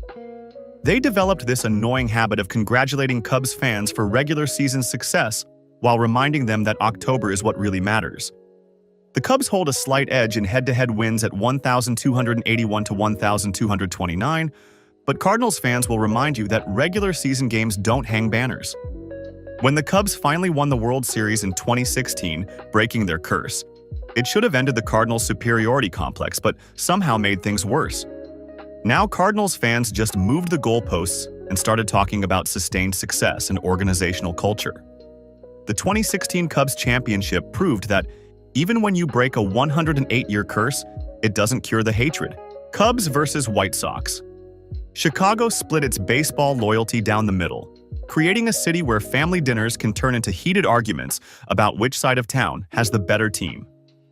The North Side Cubs and South Side White Sox divide Chicago into two baseball territories, with fans often choosing sides based on geography and family tradition. You grow up either north or south of downtown, and that decision gets made for you before you can even walk. Cubs fans act superior, despite the White Sox winning a World Series more recently in 2005 versus 2016, while White Sox fans constantly remind everyone they broke their curse first. The thing is, Cubs fans spent decades acting like they were Chicago's real team while the White Sox actually won a championship. Then when the Cubs finally won in 2016, they acted like they invented baseball celebration.